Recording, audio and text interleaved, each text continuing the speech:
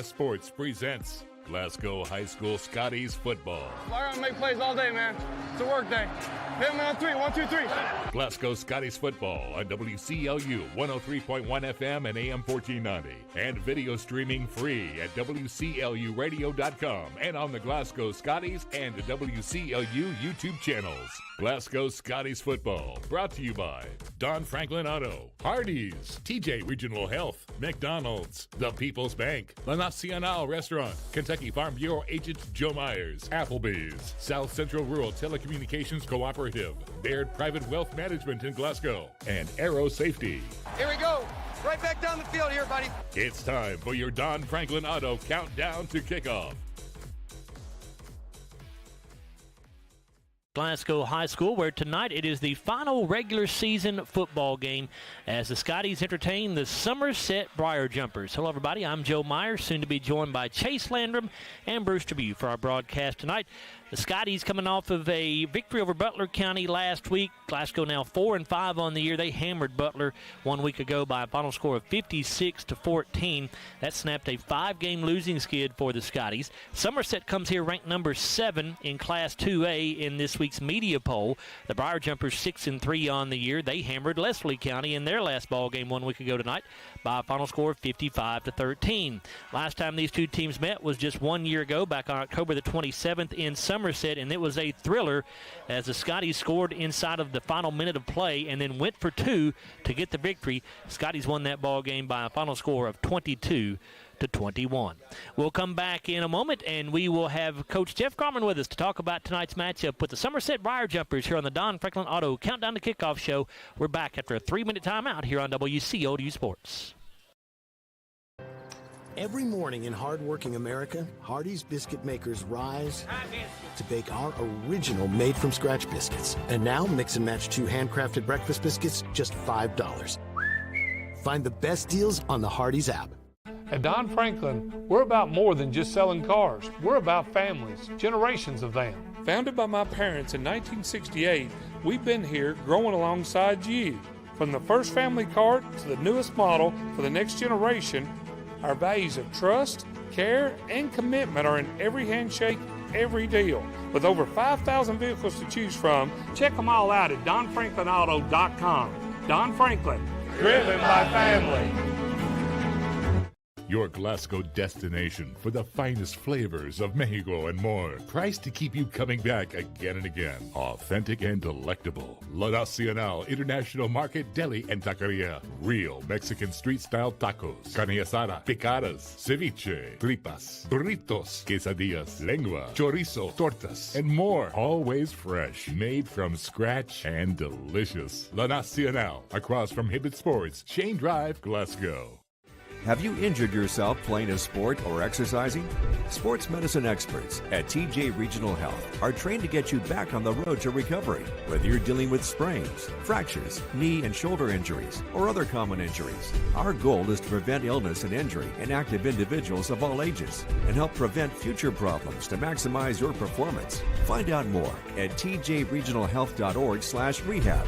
Patients first, team always. TJ Rehabilitation Services. If you haven't heard, there's a new approach to banking. It's called Kasasa, and you'll find it at the People's Bank. Your free Kasasa checking account offers you monthly cashback rewards. The Kasasa cash checking account can earn you a very high interest rate on your balance. Then link Kasasa Saver, and you'll also get a high rate on your deposits. Grow with Kasasa at the People's Bank in Glasgow, Cave City, and Marion. The People's Bank, working for you. Restrictions and qualifications apply. Restrictions may vary. Contact the People's Bank for details and to learn more. Member FDIC. I just did it, but I waited way too long. Trust me, it's about time you left cable TV behind and started saving with MyStream TV from SCRTC. Already have TV with SCRTC and you still have cable boxes and wires everywhere? Talk to SCRTC about MyStream TV and compare it to your current service. The best thing about MyStream TV, you'll save money and get up to 1 gig symmetrical internet. Visit scrtc.com and click on the MyStream TV logo at the top to start saving on cable today.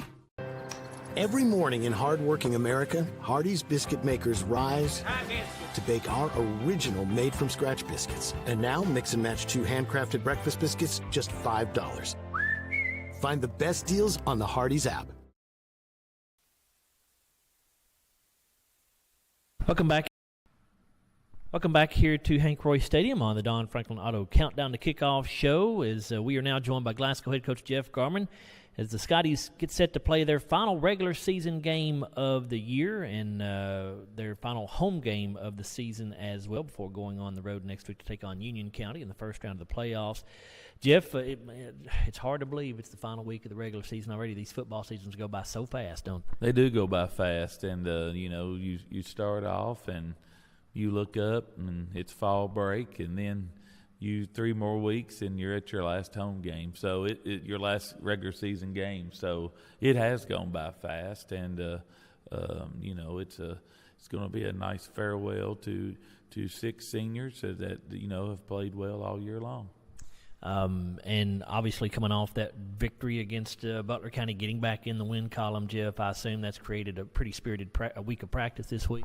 I mean, the guys, it's to be honest with you, it's been kind of business as usual. I mean, they've kept their spirits and they've continued. There's been moments where, but that happens every year, win or lose, where the focus might not be exactly where you want it each day in practice. But overall, they've done a really good job. It's boiled down to execution in games and taking care of the football. And, Friday night we executed. We didn't turn the ball over. We made some plays, and that's how you score points. Another thing I really liked about the way you guys played on Friday, Jeff, is the fact that, look, you came into that game as a pretty big favorite on paper. Butler County was undefeated. You guys gave them no hope. You put them away early, and that's the way it should be. And our defense played well early in the game and created some turnovers, and those turnovers created scores, and we had 2 defensive touchdowns. And you looked up, and it's the first quarter, and we're already up 21-28-0. And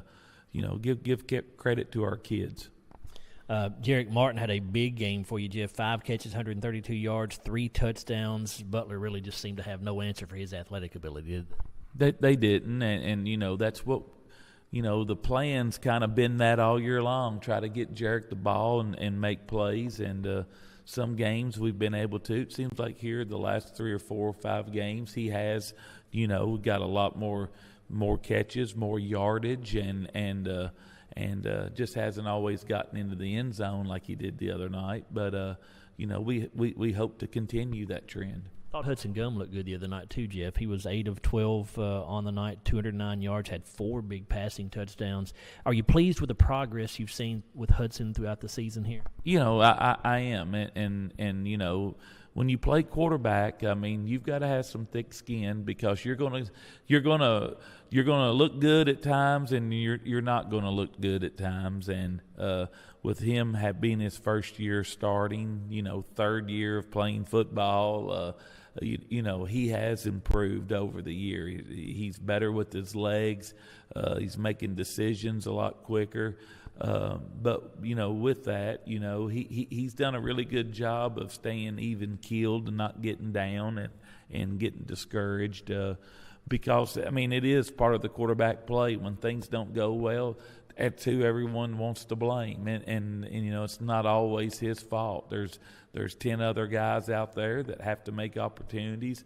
I know of multiple times he's thrown the ball and our receivers haven't caught it, and we've had different kids turning the ball over, so it's not just on him. But every time he goes out, it's just more experience for him, and he's put into more opportunities, and hopefully he continues to grow. You mentioned the 3 turnovers that your defense created. 2 of those were interceptions that were returned for touchdowns by Kellen Stone. Kellen is now number 1 in the state, tied for number 1 in the state, regardless of class, with 7 interceptions on the season.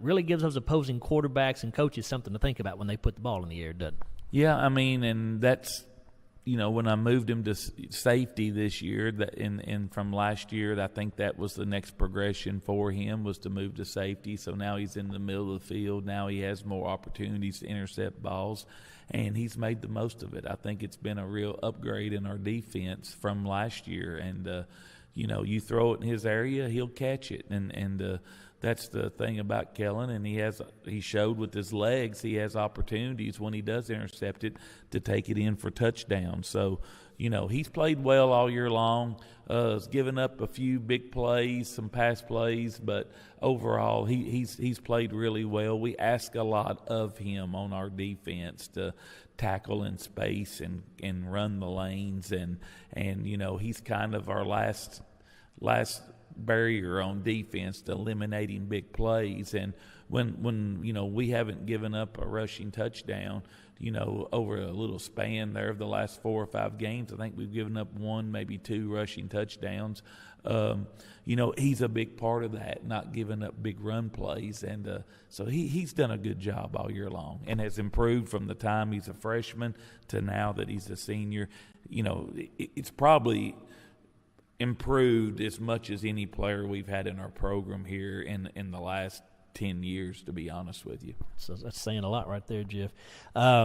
Somerset comes into the game at 6-3. The Briar Jumpers coming on into the game on a 4-game winning streak. What does this Somerset team do well that you've seen on film? They run the football. They've got a really good player in number 17, the running back. His brother was the main running back last year.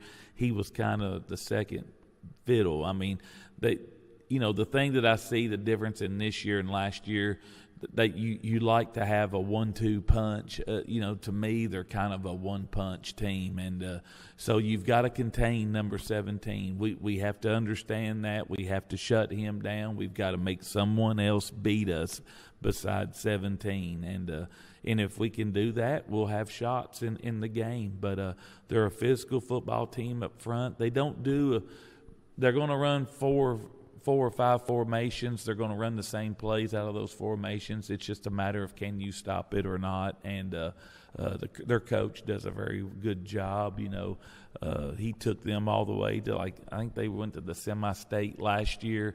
It's a quality program. He's a quality coach. He coached at Danville before this and led them to a state championship. So they have a real clean scheme in what they do. They're going to do what they do, and they're going to do it well offensively and defensively. And you've got to find the weaknesses, and on offense, you've got to be able to tackle and understand who's going to beat you. Their quarterback, Josh Bruner, wears number 16. He's completed 88 of 136 passes, 1,112 yards, 10 touchdowns, 3 interceptions. Jeff, what is it important for you guys to get pressure on him, or does he have to be careful? But does he run the ball? What's his style like offensively? He does both. So the emphasis is you put so much emphasis on 17. They're going to be in the gun a lot, so they're going to he's going to run the ball about 4 or 5 times a game, and they're going to fake it to 17, and then they're going to run him. Just how effective. Some games he's been pretty effective. It's tough. It's a tough scheme, and when you've got a good player like 17, you've got to kind of gang up on him, which makes you vulnerable in some other areas. But we've just got to play good, solid defense. He throws the ball adequately. He's not going to turn the ball over a lot. They run routes that are safe, that he can get the ball out of his hands. They do a really good job with him, I think. And he's a big kid. He's not small by no means. So he quarterbacked last year, so he's got experience in games, and and he's had a good year. What are you going to see out of Somerset defensively, Jeff? Well, they're going to line up in a 3-4, and they same defense they played last year, same defense he played when he was at Danville. They'll end up walking down one of those outside linebackers. So when it's all said and done, normally you're going to get a 4-down look, with a linebacker. So you're going to have 2 backers and then an outside backer. So that's their scheme. That's what they do. The tough thing about their defense is you don't know how they're going to line up. You don't know which linebacker is going to walk down. So you really a lot of teams, where the 3 technique's going to be, where the 1 technique's going to be. With them, you don't know until right before the ball snaps. So you've got to run plays that you can run against any front. So that makes it a little bit tougher, but they're a typical Somerset team, well coached, physical, play well, play smart. Before we let you go, the JV team just finished an undefeated season, Jeff. I wanted you to talk about that a little bit. 7-0. The JV team finished and got some wins, get some quality programs, Greenwood, South Warren, Barron County, among others. Those kids obviously had a great year. They did, and it's a good group. It's a good group of players. We've got a good mixture of skilled kids and some linemen. We've got some numbers in that freshman group. Now, along with that, you know, there was a few sophomores and a couple of juniors that played along with that on certain nights, not all nights, but depending on what the varsity was doing, how we looked as far as injury-wise on the varsity. So they had a really good year, and they need to continue to work and continue to get better. They will get better. There's going to be a few of those kids, I think, that are able to step in and help us some next year. The question is, you know, we're still waiting on a couple of them to grow and get just a little bit bigger and more physical. But it's a really good group. We're really fortunate. Coach Garmon, he did an excellent job with them. He takes them down to practice. They get about 30 minutes a day, 35 minutes a day together practicing with him. And, you know, I thought he did a really good job with them. And he played to their strengths, the things that they do well. And I thought it was just all around a very successful season for those guys. It's a good group coming on, and, you know, we look forward to getting those guys up more with the varsity and, you know, and create more depth for our varsity. I think that was one of the things that we were a little bit short this year. So when we go into the off season, you know, we've got some kids have some opportunities to work at it to get themselves in a little bit better shape, to get bigger, faster, stronger, and to be able to come out and compete next year. Jeff, good luck tonight against Somerset. Thank you. Scotty head coach Jeff Garmon, and when we come back, we will give you the starting lineups for both ball clubs. We'll also have Larry Alexander Brewster. You join us. We're back after a 3-minute timeout here on the Don Franklin Auto Countdown to Kickoff show on WCLU Sports. I'm Dan Fouch, branch manager at Baird Private Wealth Management in Glasgow. Our office recognizes that football and retirement share more similarities than you might think. The head coach, that's you. You are the ultimate decision maker when it comes to your finances. A successful retirement happens with support of a financial advisor, and that's where the quarterback comes in. A quarterback and financial advisor both pay close attention to the details and make the correct adjustments so that goals can be met. Call our office and speak with a financial advisor who can help you execute the plays to win in retirement. They say that breakfast is the most important meal of the day. Well, they are correct. Roll into a good morning with our warm toasted bagels. It's breakfast worth waking up for. Ba-da-ba-ba-ba. So Aero Safety is an international safety consulting company based right here in Glasgow, Kentucky. We offer a wide variety of services, ranging anything from safety training to administrative services like policy procedures. It's any manufacturing, any industry around our area, we can apply that. And we can also make everything site-specific to the customer. So we make sure we're incorporating the company's policies, procedures, applicable hazards, equipment, things like that it's make it more relevant and engaging for the customer. Aero Safety is here to keep your employees safe and keep your business headed in the right direction. It's been an amazing 33 years. I've been blessed to have someone by my side that I can count on no matter what. Like 3 years ago when I had that car accident, you really came through for me. So I just want to say thank you, Alan, for being my Farm Bureau insurance agent. Kentucky Farm Bureau, big on commitment. Oh, he's been great too. Since 1980, Applebee's has been bringing great food and big smiles to Kentucky neighborhoods just like yours in Glasgow. Their extensive menu of delicious comfort foods has something for everyone to love. And Applebee's loves to support the community and cheer on the Glasgow Scotties. Remember to stop by Applebee's on any Scotties game night in your Scotties attire and get 10% off your meal and non-alcoholic beverages. Eating good in the neighborhood at Applebee's, just off Happy Valley Road across from Walmart. Our dental health plays a vital role in our overall health. Practicing good dental hygiene is especially important for children. When was your child's last checkup? Riley Dental Group is invested in making sure you and your family have the healthiest smile possible. They understand a dental visit may prompt anxiety or nervousness, but Dr. Riley and his team offer a variety of solutions, including a comforting and friendly visit from Bennett, their therapy dog. Call Riley Dental Group for an appointment, 651-5939. They say that breakfast is the most important meal of the day. Well, they are correct. Roll into a good morning with our warm toasted bagels. It's breakfast worth waking up for. Ba-da-ba-ba-ba. Here on the campus of Glasgow High School, it is the Scotties and the Somerset Briar Jumpers getting set to go at it in the final regular season game of the year for both squads. Time now to introduce you to the starting lineups, which are brought to you by TJ Regional Health. First for Somerset, starting at left tackle on offense, it'll be Jacob Bartley, a 6'5", 225 junior. Left guard is Zach Koger, a 6', 240 senior. At center, Landon Huseman, a 5'11", 225 freshman. The right guard, Reggie Smith, a 5'11", 215 senior. Right tackle, Caden Bean, a 6'1", 240 junior. At tight end, Andrew Lawson, a 6'2", 215 junior.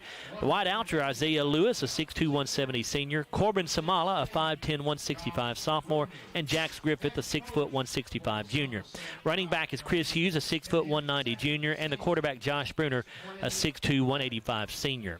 Defensively for Somerset, at nose tackle, it's Cameron Alsop, a 5'11", 240 junior. The defensive ends are Jacob Bartley and Zach Carter. Carter's a 6'3", 235 junior.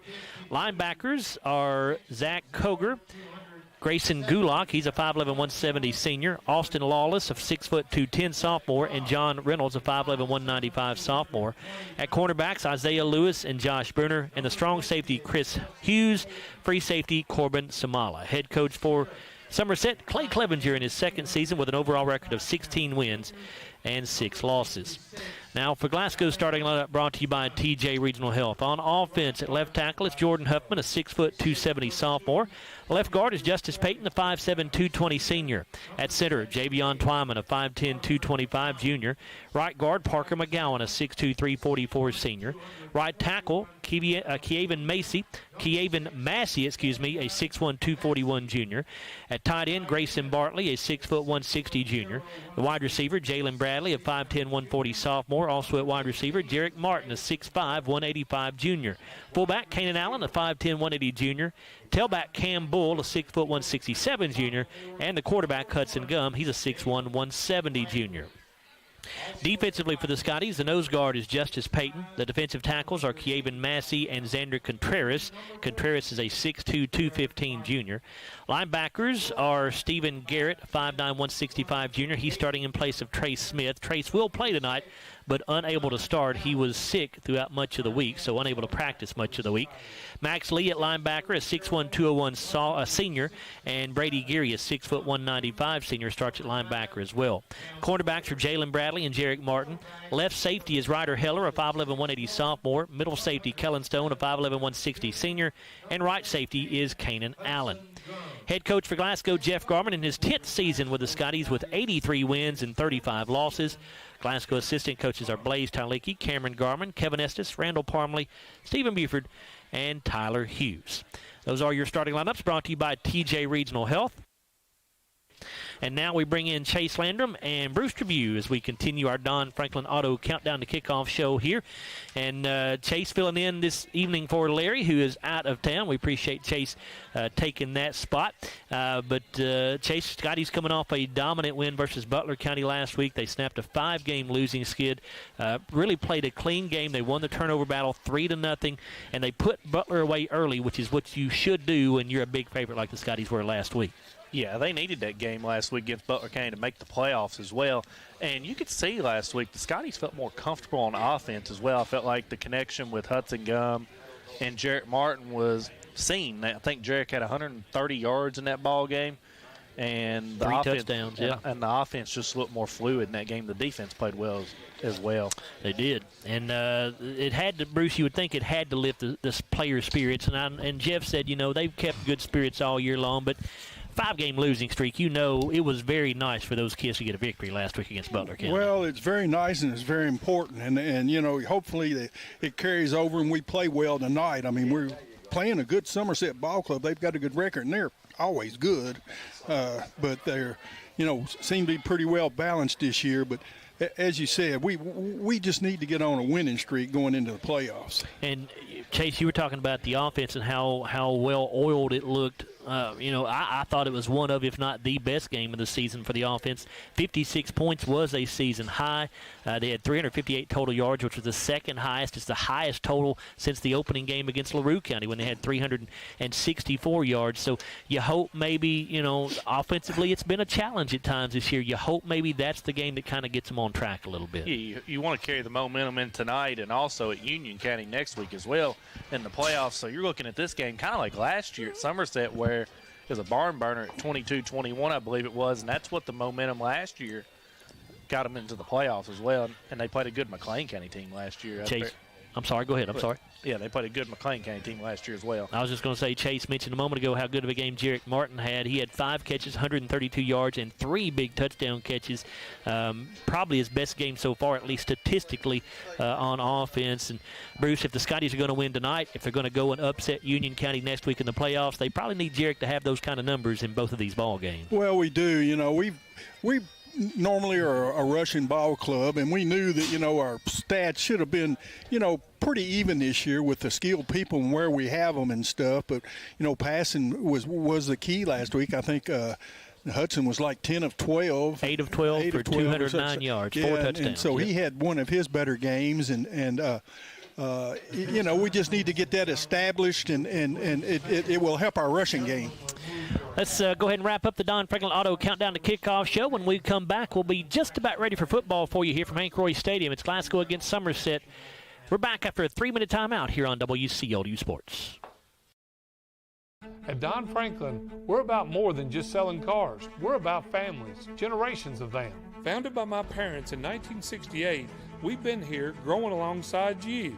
From the first family car to the newest model for the next generation, our values of trust, care, and commitment are in every handshake, every deal. With over 5,000 vehicles to choose from, check them all out at DonFranklinAuto.com. Don Franklin, driven by family. Your Glasgow destination for the finest flavors of Mexico and more. Priced to keep you coming back again and again. Authentic and delectable. La Nacional International Market Deli and Taqueria. Real Mexican street-style tacos. Carne asada, picadas, ceviche, tripas, burritos, quesadillas, lengua, chorizo, tortas, and more. Always fresh. Made from scratch and delicious. La Nacional. Across from Hibbett Sports, Shane Drive, Glasgow. Have you injured yourself playing a sport or exercising? Sports medicine experts at TJ Regional Health are trained to get you back on the road to recovery, whether you're dealing with sprains, fractures, knee and shoulder injuries, or other common injuries. Our goal is to prevent illness and injury in active individuals of all ages and help prevent future problems to maximize your performance. Find out more at tjregionalhealth.org/rehab. Patients first, team always. TJ Rehabilitation Services. If you haven't heard, there's a new approach to banking. It's called Kasasa, and you'll find it at the People's Bank. Your free Kasasa checking account offers you monthly cashback rewards. The Kasasa Cash checking account can earn you a very high interest rate on your balance. Then link Kasasa Saver, and you'll also get a high rate on your deposits. Grow with Kasasa at the People's Bank in Glasgow, Cave City, and Marion. The People's Bank, working for you. Restrictions and qualifications apply. Restrictions may vary. Contact the People's Bank for details and to learn more. Member FDIC. Glasgow Scotties football on WCLU 103.1 FM and AM 1490. And video streaming free at WCLUradio.com and on the Glasgow Scotties and WCLU YouTube channels. Glasgow Scotties football brought to you by Don Franklin Auto, McDonald's, the People's Bank, Hardee's, South Central Rural Telecommunications Cooperative, Applebee's, Aero Safety, TJ Regional Health, La Nacional Restaurant, Kentucky Farm Bureau Agent Joe Myers, and Baird Private Wealth Management in Glasgow. Playtime's over, boy. Somebody got to be the victim tonight. Go! Go! It's time to play. Game day. Let's get the game on. Side Judge Garland. Joe Myers, Chase Landrum, Bruce Tribune back here with you at Glasgow High School. We are still a few minutes away from kickoff here as the Scotties get set to take on the Somerset Briar Jumpers. Of course, it is senior night here at Glasgow High School, and the seniors were honored before the ball game here tonight. And captain's heading out to the center of the field right now for the coin toss. The Somerset Ball Club, as we told you, 6-3 on the year. They are led by a very good running back by the name of Chris Hughes. He has over 1,000 yards rushing on the season, averaging 122 yards per game, 15 big touchdowns, and he's got some pretty good speed and power. He's a big kid, 6 foot, 190 pounds. So Chase, a kid like that, you got to make sure you wrap him up. You cannot try to arm tackle somebody like that. Scotties could be good preparation for next week because they're going to face another excellent running back next week who's even bigger than this kid is tonight. Yeah, I was getting ready to bring that up as well. Is with this running back, he's got 1,100 or there's 1,700 on the ground. So you're probably going to key on him, but there's also a few other running backs as well that could also get some yards as well for Somerset. I mean, I expect it to be a running game kind of like how it was last year because both quarterbacks for each team are pretty similar when you look at the stat line. High school athletics emphasize. Bruce, so you keep an eye on the, looks like Bruce is keeping an eye on the coin toss out there. We want to make sure we know how that goes. But Somerset also can throw the football. Talking about Hughes, he is their second leading receiver. He has 29 catches for 250 yards, 3 touchdowns. Leading receiver is Corbin Samala. He leads receivers on Somerset's team with 36 catches, 537 yards. He also has 3 touchdowns. But the quarterback, Josh Bruner, is very effective. It looks like Somerset won the toss and deferred to the second half, so the Scotties obviously are going to take the football to start the ball game. But Josh Bruner, their quarterback, is completing 65% of his passes. He's 88 of 136 on the season. He's thrown for a little over 1,100 yards, 10 touchdowns.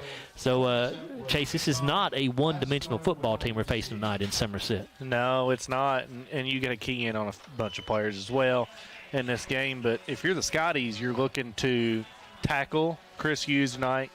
Make sure you get key in on him as well. And the quarterback, Bruner, he likes to run the ball as well. So you're looking at those 2 players, but there's also multiple players on each team as well that will contribute. What do you have about keys for a Glasgow victory tonight, Chase? Man, I see this. My first key is get Jarrett Martin the football, as we seen last week. He exploded for 130 yards in the whole game. And then also, I think defensively we got to tackle Chris Hughes in this ball game. I mean, I think he's a key player for Somerset. And get the offense, and my last key is the offense, just get the passing game more involved like we seen last week as well, which could lead to momentum into the playoffs. Scotties are wearing all royal blue tonight with white numerals and the royal blue helmet with a white Scottie paw on the side. Somerset in white jerseys with purple pants, purple numerals outlined in gold. They've got the gold helmet. And the Scottie seniors that were honored tonight before the ball game: Kellen Stone, Brady Geary, Max Lee, Justice Payton, Donovan Hurt, and Parker McGowan. It's a small senior class, relatively, but as far as just numbers, I mean. But they have been big contributors over their careers here at Glasgow High School, and they will certainly be missed. Of course, they're going to have at least one more game next week at Union County in the first round of the playoffs. Teeing it up for Somerset, Ethan Rubel.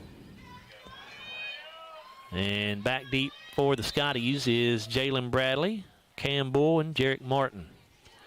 This kickoff brought to you by Ralphie's Fun Center at 702 Happy Valley Road, Glasgow. It's a squib kick that's going to be picked up by Ryder Heller, and he'll return that to right the 40-yard line or so. So pretty good field position for the Scotties to start their opening drive. Austin Lawless on the tackle for the Briar Jumpers. The Scotties have good field position on their opening drive. They'll say he's down with the 39, so a return of 5 yards on the play.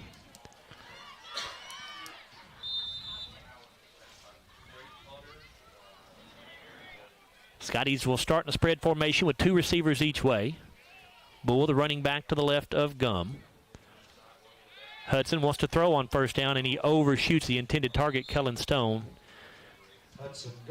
Just overthrew him out here at the 45-yard line, so it'll be second down and 10.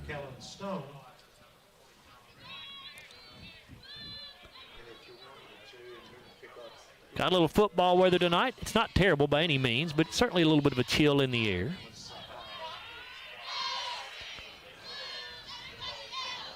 Second down 10 as the Scotties will send Jarek Martin here to the near side.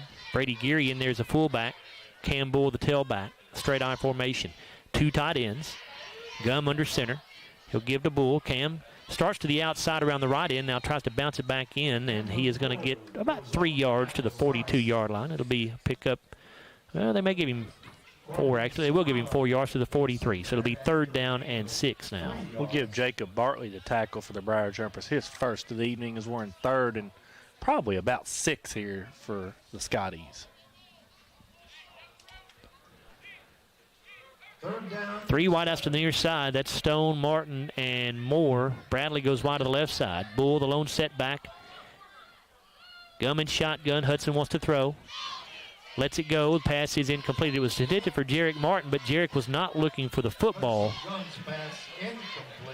Little miscommunication there maybe, and that's going to bring up 4th down and 6, and the Scotties will send the punting unit in as they're going to go 3 and out on their first possession. Seemed like the Scotties might have been out of sync there in that first possession.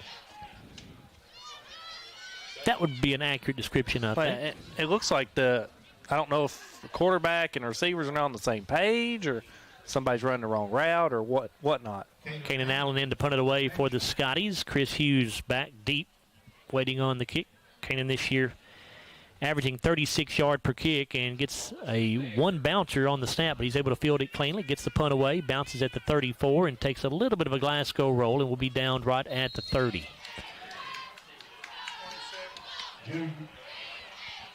Punt of 27 yards that time for Kanan Allen, and it'll be 1st and 10 for the Briar Jumpers at their own 30. Still 11:03 to go in the opening quarter here.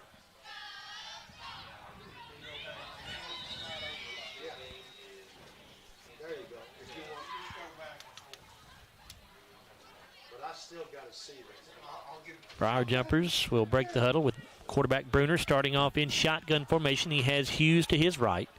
Trips to the far side of the field, a single wide out to the near side. And Somerset just jumped. Tight end here, or the tackle, here on the left side. Flinched a little bit, fell forward, so that'll be a 5-yard penalty. It'll be 1st and 15 from the 25. Starting from behind the chains.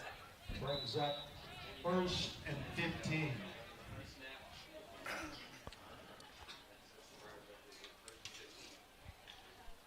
Same formation it looks like here. 3 men wide to the right, 1 to the left.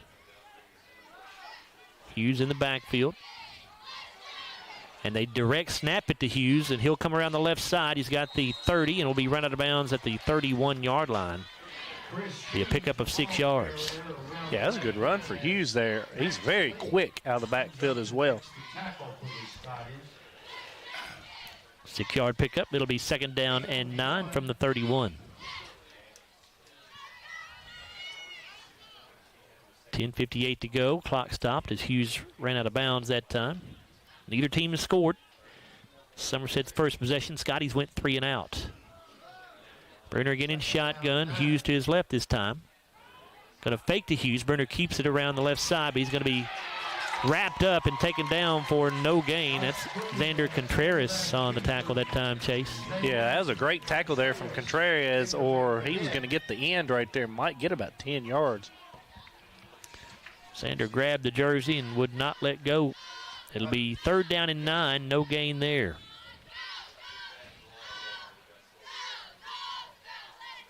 Big chance for the Scottie defense to get off the field here, get the ball back for the offense. What should be decent field position. And the Scotties defense only giving up an average of 19 points on the year as well. Bruner in shotgun. He'll throw. Under pressure, rolling out to the right side. Garrett chasing him from behind. Now Bruner lets it go. Man wide open down the field, but it is off target. But the tight end, Andrew Lawson, was running free down there around the 35-yard line, but not a very good pass that time by Bruner. And Scotties get a break right there. It'll be 4th down and 9.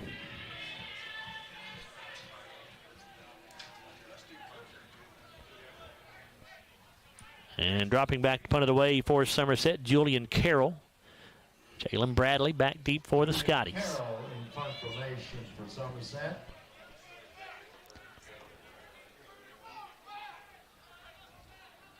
Snap a little low, but Carroll handles it. His kick is away. It's a high spiraling kick, turns over. It will bounce at the 38 and take a gigantic Somerset roll. And will be downed at the 24-yard line, so it rolled 14 yards. Somerset downs the ball. That's one of those where you'd like to see Jalen maybe step up and fair catch that ball, if nothing else. Yeah, I mean, that ball probably rolled 10 or 15 more yards from where Bradley could have caught that ball. It rolled right at 14 yards or so. 45 on the punt, too. First down and 10 for the Scotties as both offenses go 3 and out on their opening possessions. Scotty started their own 24. Gum under center, He'll give to Bull, who is a tailback in the I formation. Slips a tackle initially. Cam keeps his feet, and he will get it out just shy of the 30-yard line. They'll spot him down at the 29, it looks like, with a pickup of 5. Bruner on the tackle for the Briar Jumpers, his first tackle of the evening. 9:40 to go in the opening quarter. We are scoreless. Still looking for our first down of the game for either club. Gum in shotgun. Bull sets to his right. 2 receivers left, one to the right side. Heller, a wing back on the left side. They give to Bull, trying to get around the left end, following his blockers that way, and he'll get to the 31, maybe the 32. Pickup of about 3, it looks like. I think they'll spot him at the 32-yard line. So that'll bring up third down. Well, let's see. Yeah, they do have it at the 32. So third down and 2 coming up. We'll give Jacob Bartley a tackle there. It's his second of the evening, and Scotty's got third and short.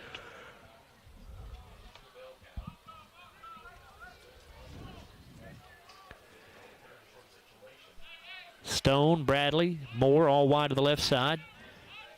Martin, the lone wide out here to the near side. Bull is the running back. Hudson Gum to throw on 3rd and 2. Under pressure. Now lets it go, and it's incomplete. The Scotties will punt the ball away as they will go 3 and out on the second consecutive possession. Still looking for a first down in this game from either team. Campbell limping to the sideline here. Going to get some attention from John Vaughn, the Scottie training staff. Keenan Allen in punt formation from Scotties. I will say it's the first time in maybe a couple games I've not seen him in a knee brace as well. Yeah, I didn't notice that. Allen's punt is away, angles it towards the right sideline. It'll bounce at the 43 and take a little bit of a Glasgow roll inside the 40, and Jeremiah Moore will down it at the 36. Punt of 32 yards, no return. 8:28 to go in the first quarter. Glasgow's had 2 possessions with no first downs. Somerset had 1 with no first downs. Somerset from that point. Obviously, we are scoreless.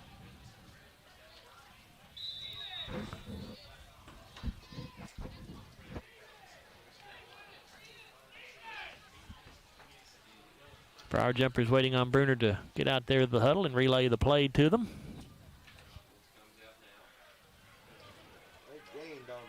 Two receivers near side, a single wide out right. Hughes in the backfield with Bruner.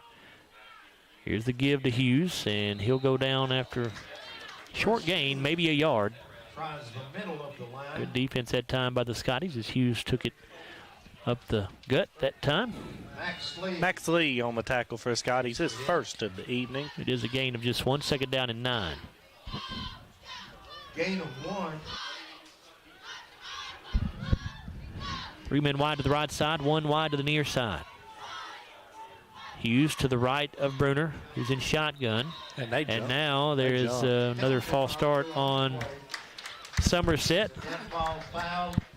Illegal procedure is the call. The left guard was obviously going to be pulling on that play because that's what he went into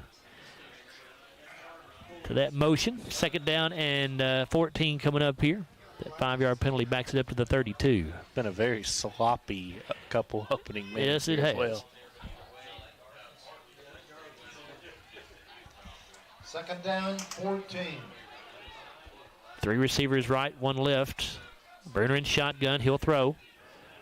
Rolling right, pass is intercepted. That's Jarrett Martin. This could be 6 at the 10, at the 5, end zone, touchdown Scotties. Wow, good eyes there by Jarrett to get that ball on the interception, take it back in. Ball got deflected I believe, I don't know if it was a Somerset or a Glasgow player that got a deflection, but Jarek Martin winds up with the interception and the pick six. It's the third pick six of the year for the Scotties. All have come in the last two ball games, two last week by Kellen Stone, and now this one for Jarek Martin. And the Scotties go up 6-0, 7:25 to go in the opening quarter. Jared Malagon on for the PAT.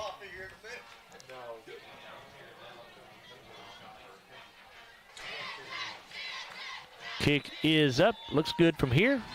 Oh, it's not, though. They say it's wide. Boy, that looked good from here. That looked real good. 7:25 to go in the opening quarter. We'll take a timeout here with Glasgow on top by a score of 6-0 over the Somerset Briar Jumpers. We're back after a 30-second timeout on WCLU Sports.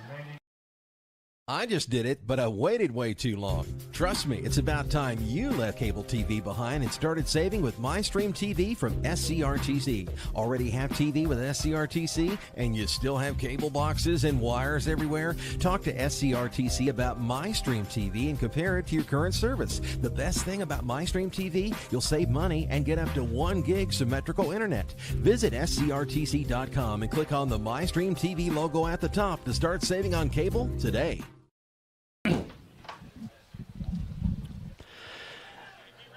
That was a 36-yard interception return for the touchdown by Jarek Martin. It was the second INT of the season for the junior.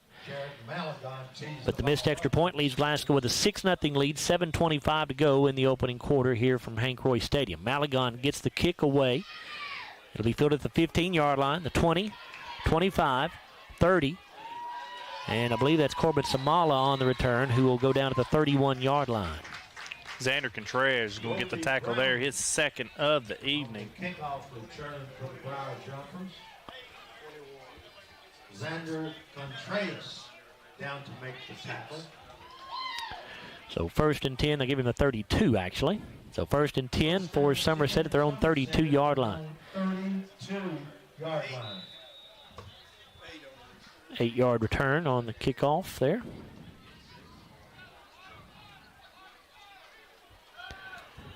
Burner in shotgun. Hughes to his right. They'll hand it to Hughes. He goes up the middle with it. Has a nice hole. He'll cross the 35 and get it out close to the 40. I think he'll be shy, though. Stopped at the 38, I believe. We give Kievan Massey on the tackle there. His first of the evening. Jacob Bartley carrier. Be a pickup of 6. Second down and 4 now. Makes the tackle. Brings up a second down 4 for the Jumpers. We still don't have a first down in this game with 6:47 to go in the opening quarter, although the Scotties have the 6 points. That came off a pick 6. And that's all that matters currently. Yep. Bruner in shotgun once again with a receiver each way. He'll quick pitch this thing to Hughes around the right side. Scotty string it out very well, and Hughes going down for a loss back at the 35-yard line. A penalty flag is down, and that's a hold on Somerset. So you can decline this, and you would have a 3rd down and about 7, or you can accept the penalty and 2nd down and about 17 or so. I think they're probably going to take them back 10 yards here. They will accept that penalty. You're right, Chase. That'll move the football back to the 28-yard line, I think. I think so. Yep, 28-yard line. 2nd down 14 here. Play resumed. 2nd down 14. Brenner in shotgun with Hughes to his left, a wide out each way, a wing back on the right side as well. Brenner to throw on a slant pattern. The pass goes through the hands of Corbin Samala out at the 40-yard line and incomplete. That ball should have been caught. Yeah, he had both hands on it. It was a good pass from Bruner. He just couldn't bring it in where it brings the Briar Jumpers in 3rd and long right here as they are still looking for their first down of the game. Samala is their leading receiver on the year with 36 catches, 537 yards, and 3 touchdowns. 3rd down and 14 now. Clock stopped with 6:14 left in the opening quarter. Scotty's in front 6-0. Somerset taking a long time to get this play off here. They come to the line of scrimmage with only 5 on the play clock. See if they get it off. They just do with 1 on the clock. Bruner wants to throw. Steps up. He's going to run with it. He's got the 30, he's got the 35, dives out across the 35, but he's still going to be way shy of the first down. He's down at the 36. Pickup of 8 yards. We'll give Landon Martin a tackle there. That's his first of the evening, whereas Somerset looks like they're going to punt.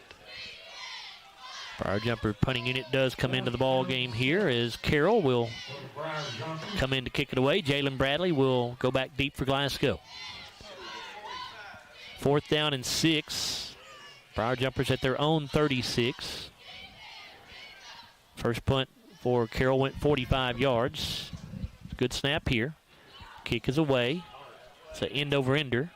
It'll bounce at the 37 and take sort of a neutral roll this time.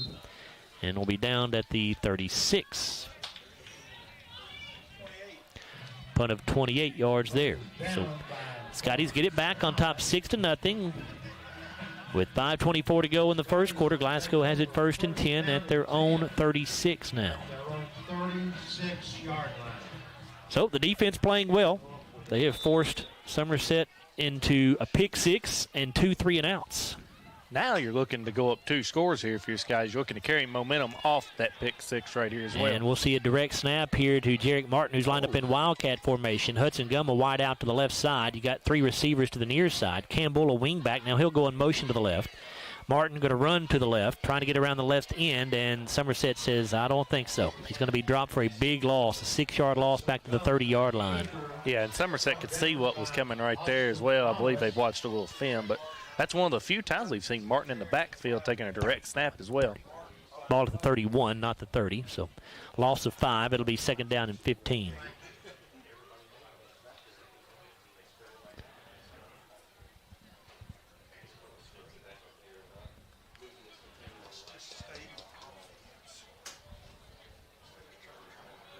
Hudson Gum will set up in shotgun. He's got Bull in the backfield with him.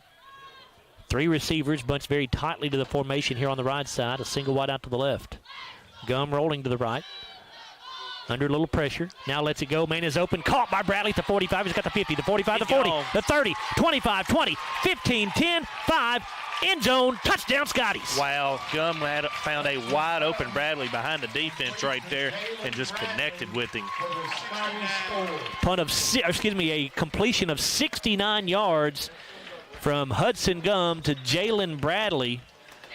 And that may be the longest play from scrimmage on the season for the Scotties. Let me check that stat. It will be the longest play of the season for Glasgow. Prior to that was a 64-yard pass. And this one goes for 69 yards from Hudson Gum to Jalen Bradley. And the Scotties have something going here against Somerset, up 12-0 with 4:27 to go in the first quarter. Glasgow will try to go for 2 here to make up for that missed extra point the last time out.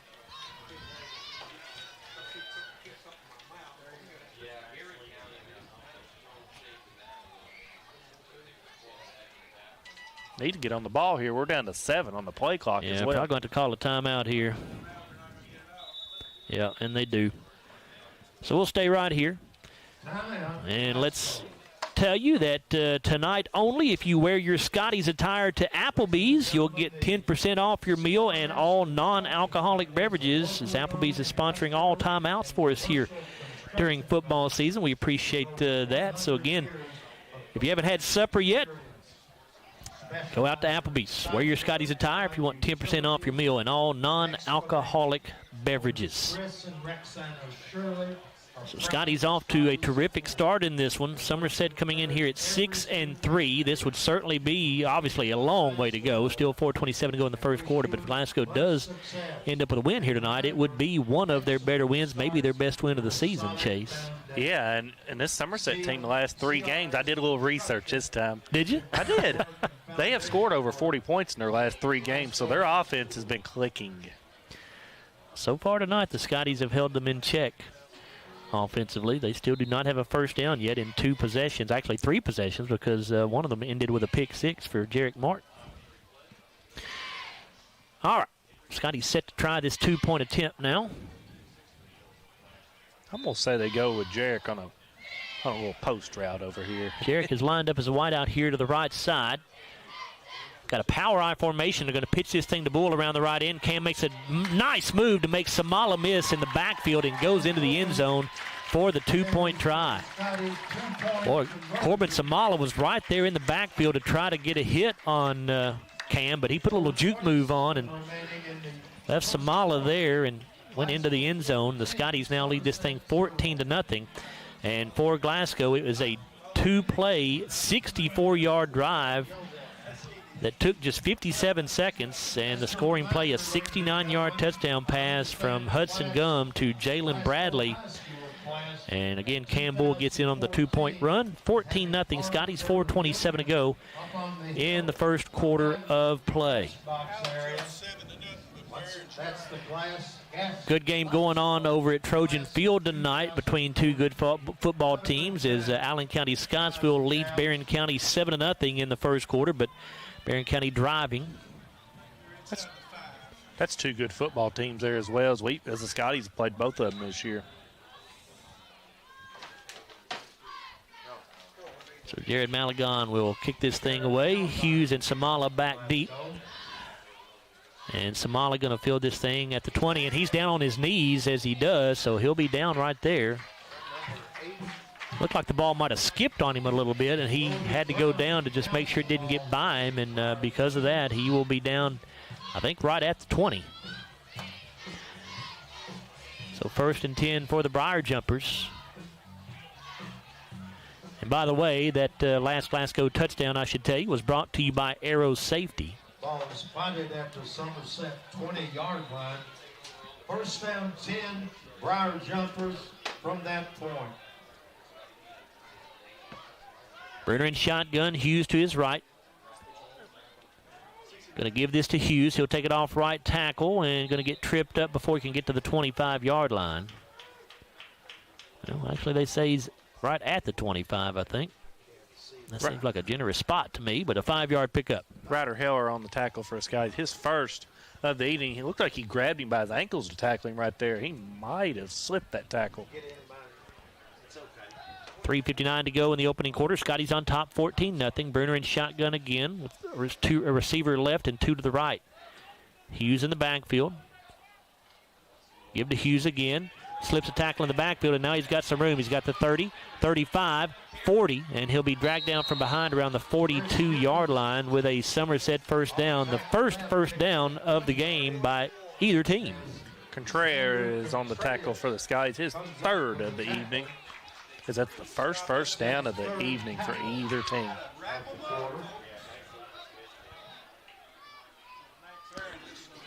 First down and 10 for the Briar Jumpers at their own 42. Somerset 42. 2 wideouts to the left, 1 to the right. Hughes is the running back. Bruner gives to Hughes, goes right up the middle with it. Got a good push from his offensive line, and he'll get it across the 45 to the 47. Again for the 21 Briar Jumpers.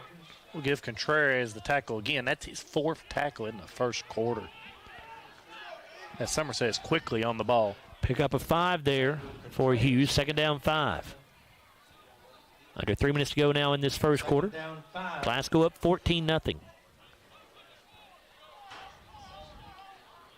Hughes will sit up to the left of Bruner this time. 2 receivers to the left, 1 to the right. And give to Hughes once again. Goes up the middle with it, and he's got a hole. He'll have another first down as he crosses midfield and goes down at the Glasgow 47. Stephen Garrett on the tackle for this guy.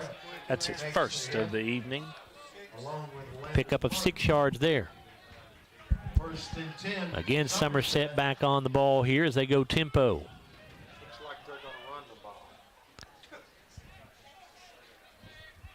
Looking over at the sideline for the call. Play clock at 14.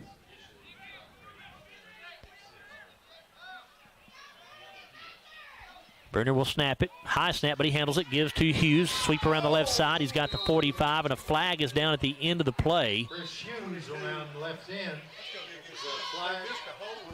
Let's see what this is. Stephen Garrett comes up. Garrett got the tackle, his 2nd of the evening. Holding called on Somerset. Is the call against Somerset. So they'll mark this thing off from the 41, so it'll move the football back to the Somerset 49-yard line.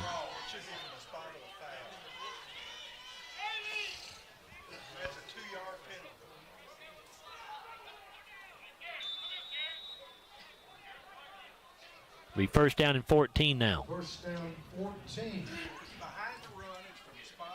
2 minutes to go in this opening quarter.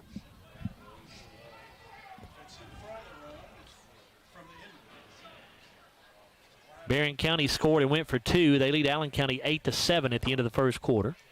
Here's a give to Hughes again. Goes up the middle with it. Scotties will give him a yard, maybe 2. He does cross midfield to the Glasgow 49, so a pickup of just 2 yards. Kievan Massey on the tackle for us, guys. That's his second tackle of the evening. Caverna leading Monroe County at the end of the first quarter, 8-7. And Hart County and Campbellsville are scoreless after the first quarter of play. It's Adair County on top of Metcalfe County, 14-0 after one quarter.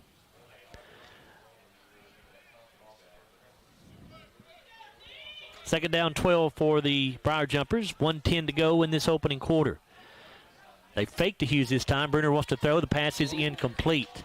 Intended for Corbin Samala over there on the right sideline, but it was high and overthrown. It'll be third down and 12. Yeah, that was Bruner threw a high ball there, and it was hard to come down with that one there in third and long.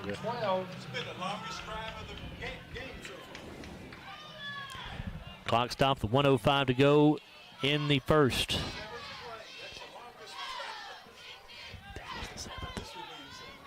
Seventh play of this drive coming up, which oddly enough is the longest drive of the game for either club so far. 2 receivers to the near side, a single right out to the right. Bruner to throw, under pressure, lets it go. The pass is incomplete. Jalen Bradley had thoughts about trying to pick that pass off, but he couldn't quite get to it. Intended target that time was Chris Hughes. And it'll be fourth down and 12 for Briar Jumpers. They're at the Glasgow 49, trailing 14-0, so they're going to go ahead and go for this here as they get back on the line of scrimmage very quickly. Trying to draw the Scotties off sides with a hard count, but Glasgow doing a good job not coming across. And we may see a quick kick here. We will. It'll be a quick kick, and it comes right back to Bruners. It hit the back of one of the linemen. The Scotties are going to have this football in great field position at the Somerset 42-yard line.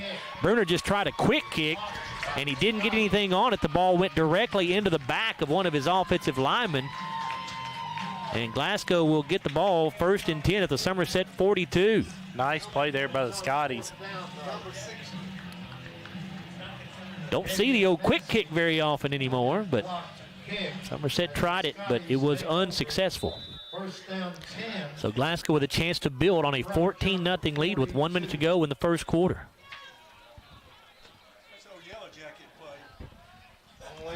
Single wide out to the near side is Martin. Straight I formation in the backfield. Here's the give to Bull. Cam. That's a nice move at the 40. He's got the 35, the 30. Another good move at the 25, inside the 20 and down near the 16-yard line. Terrific run that time by Cam Bull. Showed you a little bit of everything on that one. That was Austin Lawless on the tackle for the Briar Jumpers, his second of the evening, as the Scotties are now in business. That is a first down for the Scotties, a Baird Private Wealth Management first down. It is their first down of the night, or second first down of the night, excuse me. That doesn't count as first down, does it?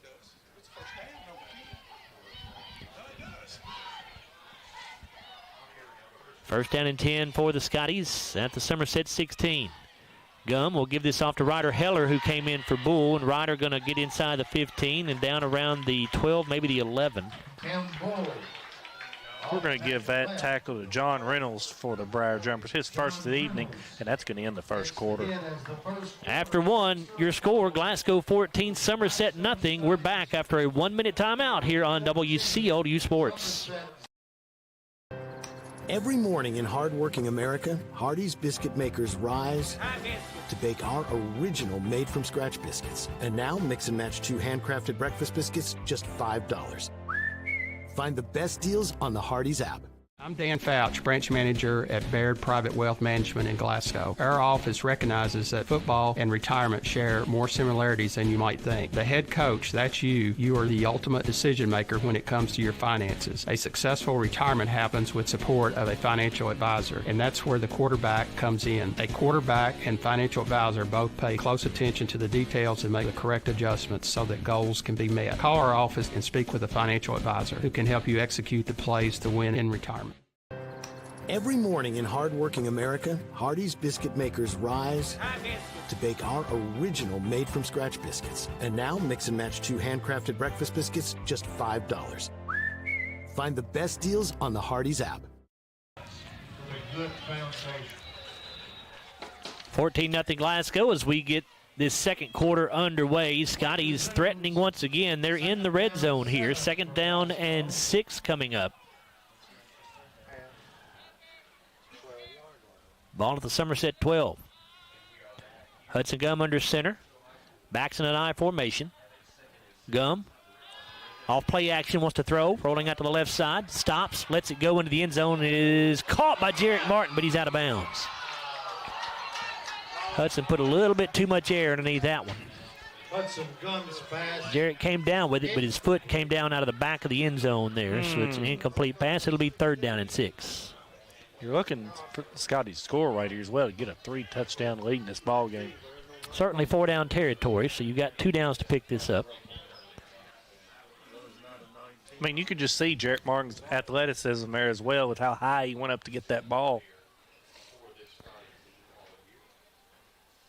Yep, athletic ability is one thing Jarrett does not lack, that's for sure. He goes wide to the right side. Power I formation in the backfield. Bull dots the power I. They pitch it back to him around the left side. Cam will get it down around the 10-yard line, so only a pickup of about 2. Off tackle left.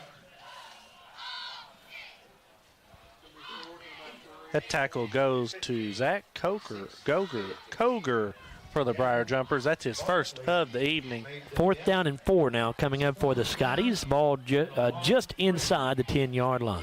For the Scotties.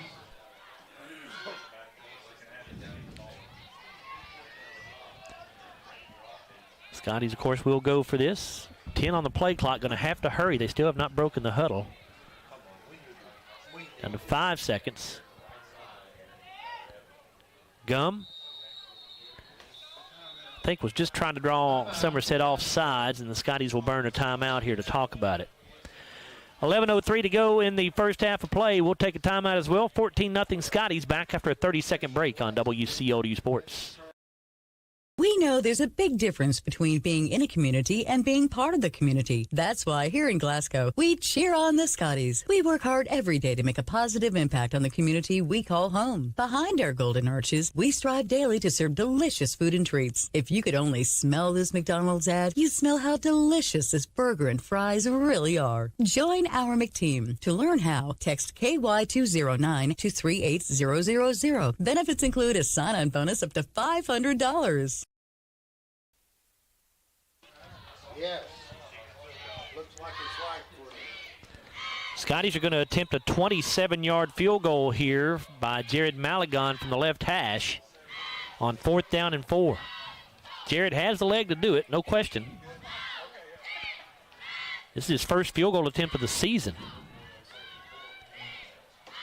Snap a little high. Martin gets it down. The kick is on the way. Got it. And it is good. Just inside the right upright. 27-yard field goal for Jared Malagon puts Glasgow up by a score of 17-0. Glasgow takes a 17-0 lead. 10:46 to go in the second quarter. As we'll let you know about that scoring drive here for the Scotties in just a moment, but Jared Malagon with his first field goal of the year. He's 22 out of 26 on his PATs. Jared, 5'6", 148 junior. Plays on the Scottie soccer team as well. He'll get set to kick this thing away as Samala and Hughes will go back deep for the Briar Jumpers. For the Scotties, it's a 5-play, 58-yard drive. Time of the drive was 2 minutes and 14 seconds. And as we said, it's capped off by the 27-yard field goal by Jared Malagon to go up 17-0 with 10:52 to go in the first half of play.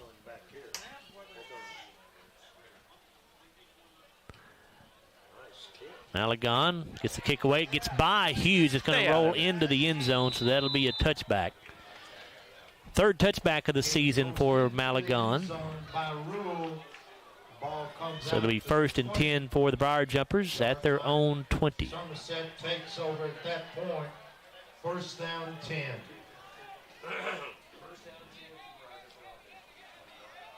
Well, Scotties off to a tremendous start here, leading 17-0, 10:52 to go in this first half of play. Glasgow coming in off that big win over Butler County last week that snapped a 5-game losing streak. And right now, Glasgow playing really well, Chase. And this is a good Somerset ball team. Yeah, They're 6 historically and 3, good. Ranked number 7 in Class 2A. Bruner in shotgun, Hughes to his left. A receiver each way. Bruner to throw, and the pass is caught, but the receiver was down on his knees when he made the catch. That's Corbin Samala, and they will spot him down at the just shy of the 25-yard line. We'll call it the 24, actually. They do back it up right to the 24. Stats in that first quarter of play, each team with 2 first downs. Glasgow 37 yards rushing, 69 passing, a total of 106. 48 rushing for Somerset. No passing yardage in that first quarter for a total of 48 yards. Somerset had the only turnover. That was a pick 6 for Jarek Martin. Bruner snaps this ball, fakes to Hughes, keeps it himself, and he's going to have a first down as he gets across the 30 and up around the 34-yard line before he's brought down. It's going to be Contreras on the tackle, his 5th of the evening. Scotty's yet to be penalized in this ball game. Somerset's had 4 penalties for 30 yards. Glasgow 12 plays in 4 minutes and 24 seconds time of possession in that first quarter. Somerset 18 plays, 7 minutes and 36 seconds. Bruner in pistol formation now. Hughes behind him. He gives to Hughes, tries to go up the middle with it, and he's going to get hit and dropped after a 2, maybe a 3-yard gain at most. Massey on the tackle for the Scotties, his 3rd of the evening. Landon Martin makes the hit. 2-yard pickup to the 30s, actually a 3-yard pickup to the 37, 2nd down and 7. 9:31 to go in the first half. Glasgow leads 17-0.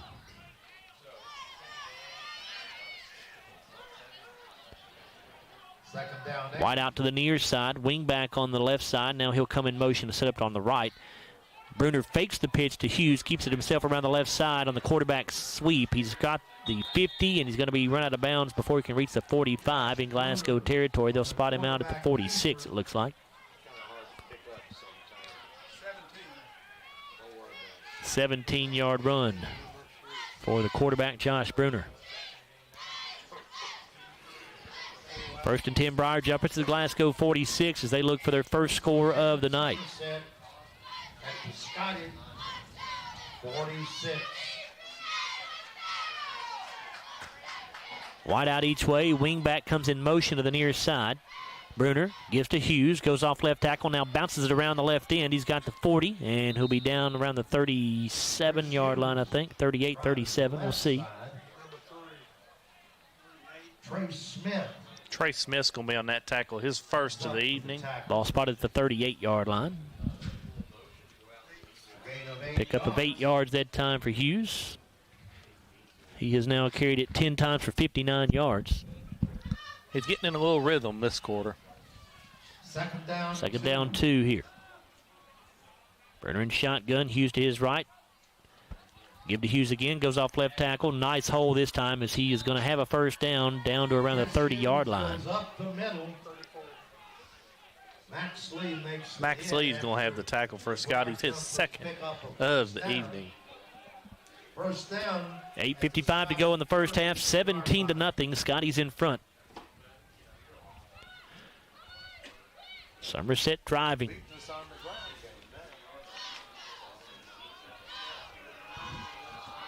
at the Glasgow 30 with a wide out each way. Wing back on the left side, they give to Hughes. He goes off left tackle again, and he'll be stopped before he can reach the 25. Landon Martin's going to get the tackle for the Scotties, his second of the evening.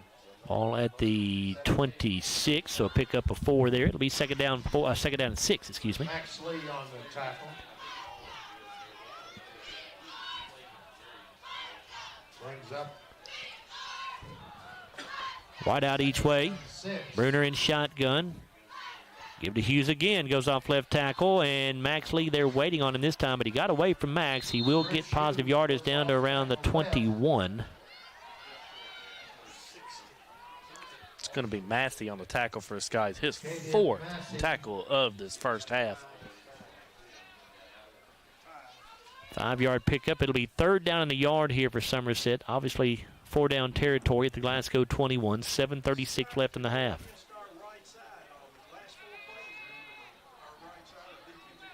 Third down 1. Third in the yard here for the Briar Jumpers as Bruner goes up under center. Look for a quarterback sneak here, and there it is. He has his first down. Josh Bruner on the quarterback. To the 19-yard line, a pickup of 2. 10, Somerset. That tackle's going to go to Contreras, his 6th of the first half. Good half for Zander. That's his 5th tackle of the ball game. First and 10 Briar Jumpers there at the Glasgow 19-yard line. Scotties so far pitching a shutout, leading 17-0. Somerset trying to change that.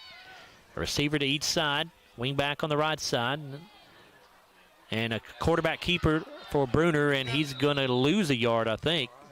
It's going to be Max Lee. I think Max Lee was the first to get to him again. That's his 3rd tackle of the evening.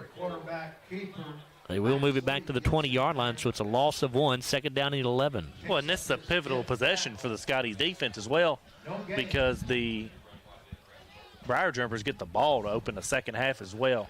Orange Central leads Todd Central 22-14 in the second quarter. We saw Warren East and Franklin Simpson were tied at 14 after 1 quarter of play. Second down 10. Second down and 11. Bruner in shotgun. Got Hughes in the backfield with him, and we get a whistle. What do we have here? Timeout called by Somerset. Timeout, Somerset. We'll stay right here. 6 minutes and 6 seconds to go in the first half of play. Glasgow on top by a score of 17-0. Butler County looking for their first victory of the season tonight in what's going to be their final game of the year. They lead, who are they playing? Ohio County 9-0. And Allen County Scottsville has moved out in front of Barron County by a score of 15-8 in the second quarter. Bowling Green leading Louisville St. X 19-3. Statement there by Bowling Green. Warren East has now taken a 22-14 lead over Franklin Simpson with 10:33 to go in the second quarter there. And then excellent start with a solid foundation. Let's see. Just a reminder. Thought I saw another score come across, but I guess I did not. Scottie class of 2014 are having part. While we have a moment here before we wrap up the timeout, let's take a look at an SCRTC powered replay of Jarek Martin's pick 6. A little over 30 yards out back in the first quarter that gave Glasgow their first score of the night. Second and 10. As we go back to action now, second down and 11 for the Briar Jumpers. Bruner wants to throw. Looking for Samala in the end zone. It is incomplete. Samala dropped it. He got Bradley there on the end right there, and Bradley was caught with the pump fake, and it was a good ball from Bruner. Yep. Samala went with a little hitch and go that time, which Jalen bid on, and Samala was open, had a couple of steps on Jalen. Probably should have brought that pass in. It wasn't a perfect pass. He laid out for it, but he got both hands on it. That's third down and 11 coming up. Here comes the 12th play of the drive for the Briar Jumpers. 6 minutes to go in this second quarter, 17-0 Scotties. A receiver each way. Man in motion is Samala. Going to pitch it forward to him on a jet sweep. He'll get around the right end. A flag is down, it looks like. And he's going to go out of bounds around the 12-yard line. I thought I saw a flag come out. Y'all see one on the field somewhere? On the 20. Okay. Thought I saw one. It's a hold on Somerset, so back him up. Now it becomes 3rd and forever right here. If they mark it from the 20, obviously that'll put the ball back at the 30-yard line. What's that, holding? Yes. Penalty marker holding is the indication. And they do put the ball down at the 30. So 3rd down and 21 now for the Briar Jumpers. They've got to get to the 9-yard line for a first down.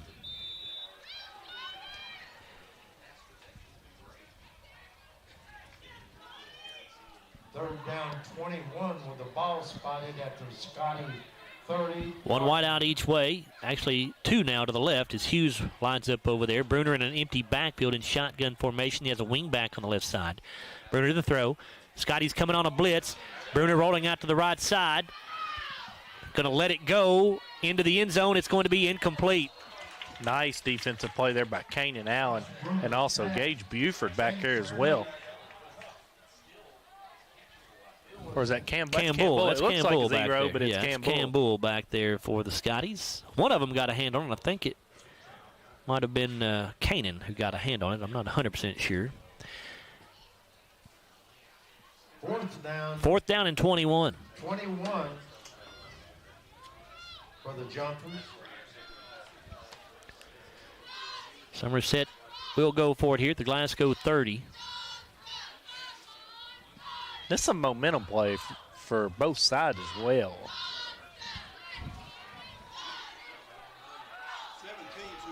Two receivers left, one to the right. Bernard to throw. Looking over the middle field. Man wide open, caught for the first down and going down inside the 5. As was a deep slant that time. Corbin Samala makes the catch.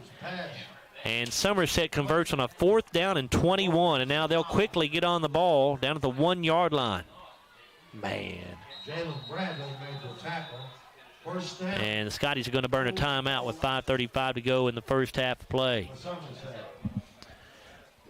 Boy, you hate to give up a 4th down and 21 right there, but a good throw by Bruner, good pattern by Samala. Just they connected well on that deep slant.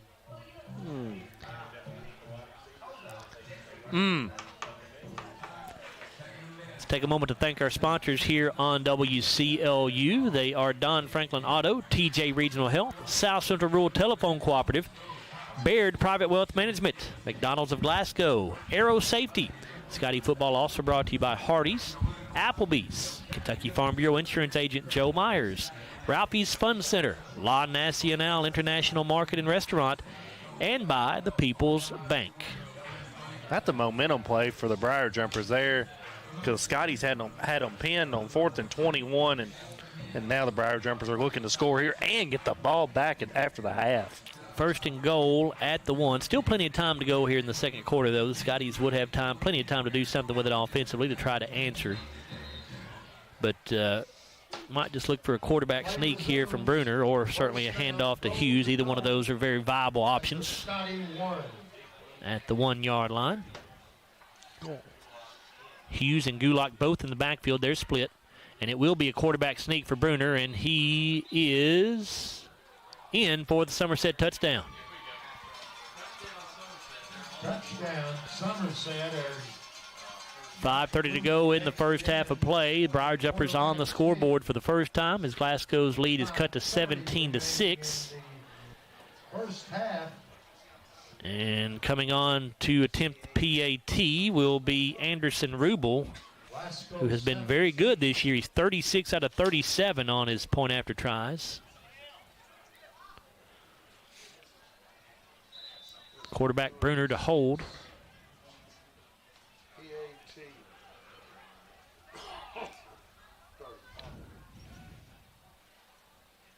Hold is down, kick is up, and it is perfect. 5 minutes and 30 seconds to go in the first half of play. 17-7. Scotties on top, but Somerset cutting into the advantage for Glasgow. Stay tuned. At halftime, we'll have our Don Franklin Auto halftime show for you. We'll give you the first half stats in this one. That scoring drive for Somerset, a long one, 14 plays and 80 yards. It took 5 minutes and 30 seconds. Capped off by a 1-yard touchdown run for Jared Bruner. For Bruner, that's his 4th touchdown run of the season. And the extra point good for Rubel. 17-7, Somerset, or excuse me, Glasgow leading Somerset. Campbell, Jarek Martin back deep for the Scotties. Ethan Rubel set to kick it away. Ethan Rubel to kick off for Somerset. Squib kick picked up by Landon Martin around the 41, and he'll get it to the 45-yard line. So excellent field position for the Scottie offense here. They'll take it with 5:25 to go in the second quarter. It's going to be John Reynolds on the tackle for the Briar Jumpers, as the Scotties are going to start with good field position. It's a first down 10. Glasgow starts at their own 45. 45-yard line.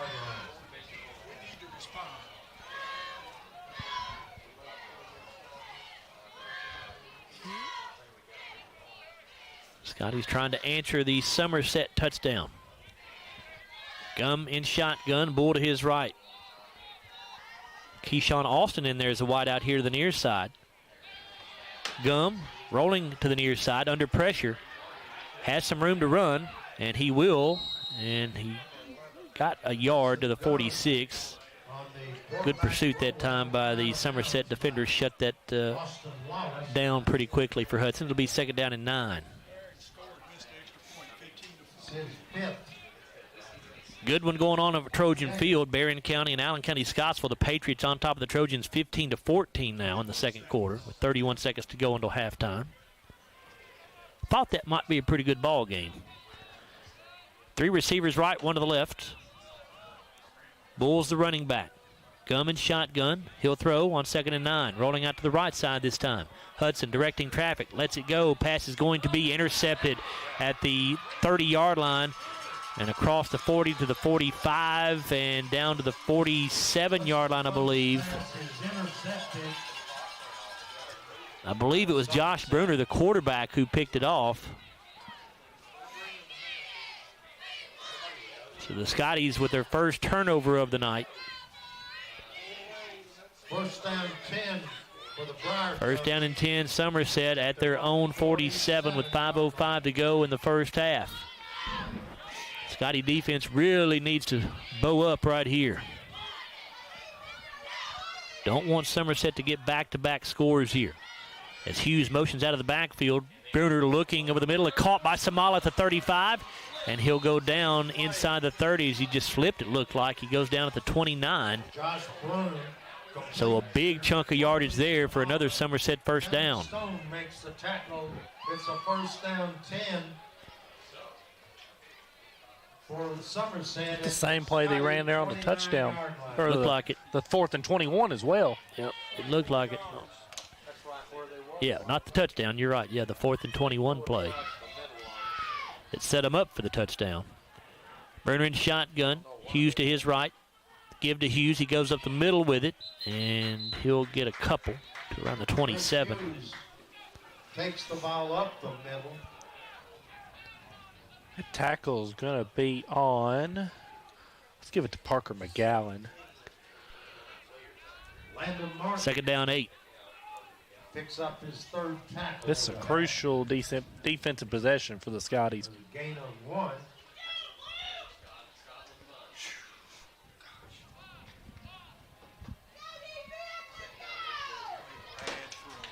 Second down 9. Bruner has Hughes in the backfield with him, fakes to him. Bruner keeps it himself off left side, and he is going to get it inside the 25 to around the 22, it looks like. It's going to be Landon Martin on the tackle, his 3rd of the evening. Back at the 23-yard line instead of the 22. 3rd down and 4 here for the Briar Jumpers in 4-down territory. 3:30 to go in the first half of play. Glasgow leads 17-7.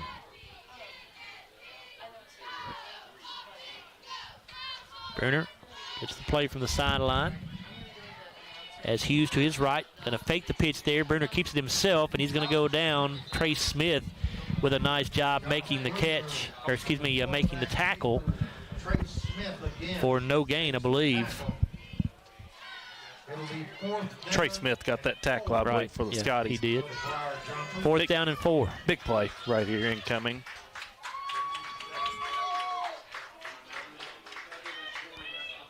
You're looking for a stop here on 4th down. Hughes in the backfield with Bruner. Sets up to his left. A wide out each way. Bruner wants to throw. Looking over the middle, has a man. It is incomplete. Great job that time. That's Kellen Stone who got back there and knocked the ball away. I thought Andrew Lawson was going to be able to make that catch, but Kellen got back there, got a hand on it to knock it away from him. And it's a turnover on downs for the Briar Jumpers.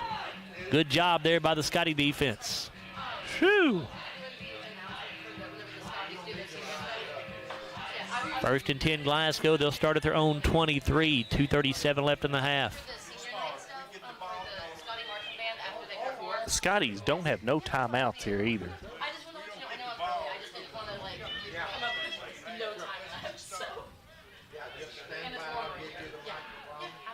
Garmon shotgun.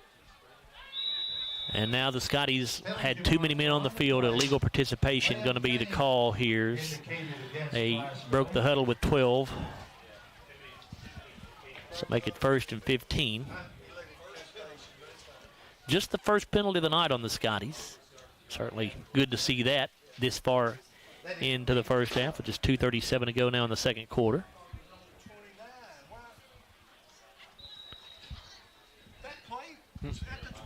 First down 15 with the ball spotted at the Scottie 19-yard line. 1st and 15 with the ball at the 18-yard line.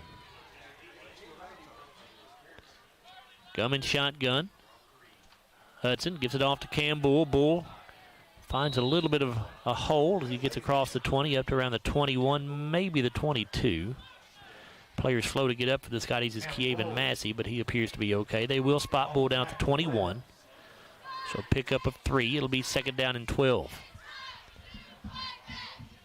If nothing else, the Scotties want to run this clock out here in the first half. Somerset is going to get the ball to start the third quarter, so you don't want to give it back to them here at the end of the first half.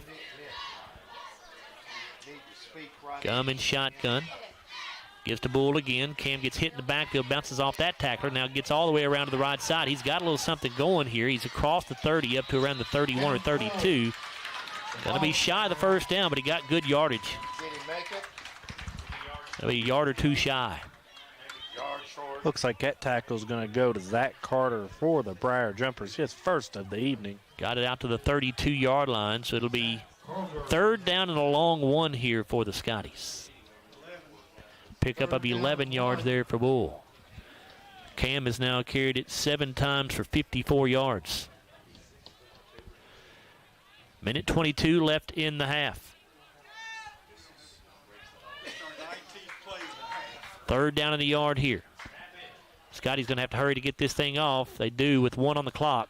Gum fakes the handoff, keeps it himself around the right side, and he will get the first down. He runs out of bounds to stop the clock at the 39-yard line.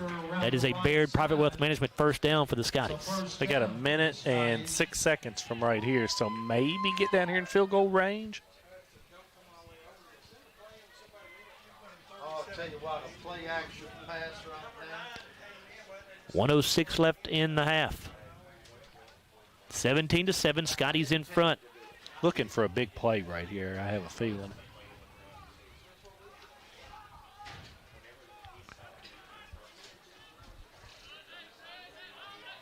Trips to the far side of the field, a single wide out to the near side. Now Bull motions out of the backfield, Gum to throw. Hudson steps up, and he'll be tripped up as he gets a yard to the 40-yard line. Scotties cannot stop the clock. They have no timeouts. Going to get on the ball quickly here. Scotty's trying to get lined up. Clock down to 45 seconds. 3 men to the left, 1 to the right. snapped with 35 on the clock. Gum steps up under pressure, flips it forward to Campbell, makes a man miss. He's got the 45, he's got the 50, and another Glasgow first down. A Baird Private Wealth Management first down to the 48-yard line in Somerset territory. That'll stop the clock momentarily while they set the chain. Scotty's going to get on the ball quickly once again here. Gulak on the tackle for the Briar Jumpers. Same formation, 3 receivers left, 1 to the right. Down to 20 seconds to play. Gum steps up. Get rid of it. He can run here. He's got the 40, and he'll run out of bounds right at the 40-yard line to stop the clock with 11 seconds to go. Now you're looking for a play here, probably to the end zone. Pickup of 8 yards. You could get maybe one more play in if you can get out of bounds. You got to get out of bounds, though. 11.7 to go.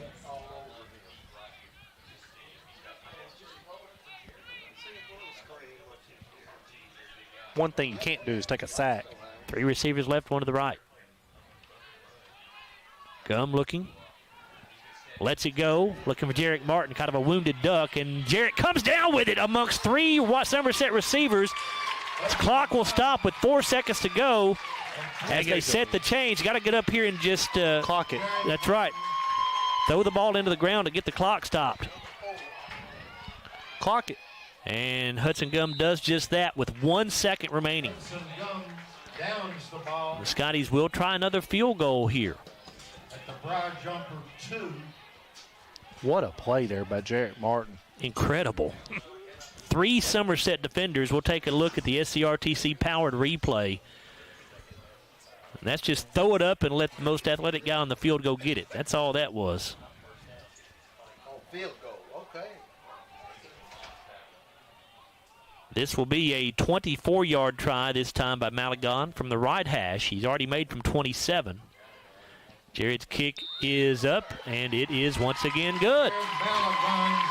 Field goal of 24 yards. And that is the final play of the first half. And, boy, that couldn't have gone any better for the Scotties as they drive a long way in a short amount of time, and they get 3 points out of it. We'll go to halftime with Glasgow on top by a score of 20-7. We'll come back in a moment and take a look at the halftime stats brought to you by McDonald's on the Don Franklin Auto halftime show. Again, it's Glasgow 20, Somerset 7 here at the break. We're back after a 4-minute timeout here on WCOU Sports. So Aero Safety is an international safety consulting company based right here in Glasgow, Kentucky. We offer a wide variety of services, ranging anything from safety training to administrative services like policy procedures. It's any manufacturing, any industry around our area, we can apply that. And we can also make everything site-specific to the customer. So we make sure we're incorporating the company's policies, procedures, applicable hazards, equipment, things like that, that just make it more relevant and engaging for the customer. Aero Safety is here to keep your employees safe and keep your business headed in the right direction. It's been an amazing 33 years. I've been blessed to have someone by my side that I can count on no matter what. Like 3 years ago when I had that car accident, you really came through for me. So I just want to say thank you, Alan, for being my Farm Bureau insurance agent. Kentucky Farm Bureau, big on commitment. Oh, he's been great too. Since 1980, Applebee's has been bringing great food and big smiles to Kentucky neighborhoods just like yours in Glasgow. Their extensive menu of delicious comfort foods has something for everyone to love. And Applebee's loves to support the community and cheer on the Glasgow Scotties. Remember to stop by Applebee's on any Scotties game night in your Scotties attire and get 10% off your meal and non-alcoholic beverages. Eating good in the neighborhood at Applebee's, just off Happy Valley Road across from Walmart. Our dental health plays a vital role in our overall health. Practicing good dental hygiene is especially important for children. When was your child's last checkup? Riley Dental Group is invested in making sure you and your family have the healthiest smile possible. They understand a dental visit may prompt anxiety or nervousness, but Dr. Riley and his team offer a variety of solutions, including a comforting and friendly visit from Bennett, their therapy dog. Call Riley Dental Group for an appointment, 651-5939. At Don Franklin, we're about more than just selling cars. We're about families, generations of them. Founded by my parents in 1968, we've been here growing alongside you. From the first family cart to the newest model for the next generation, our values of trust, care, and commitment are in every handshake, every deal. With over 5,000 vehicles to choose from, check them all out at DonFranklinAuto.com. Don Franklin, driven by family. Your Glasgow destination for the finest flavors of Mexico and more. Priced to keep you coming back again and again. Authentic and delectable. La Nacional International Market Deli and Taqueria. Real Mexican street-style tacos. Carne asada, picadas, ceviche, tripas, burritos, quesadillas, lengua, chorizo, tortas, and more. Always fresh. Made from scratch and delicious. La Nacional. Across from Hibbett Sports, Shane Drive, Glasgow.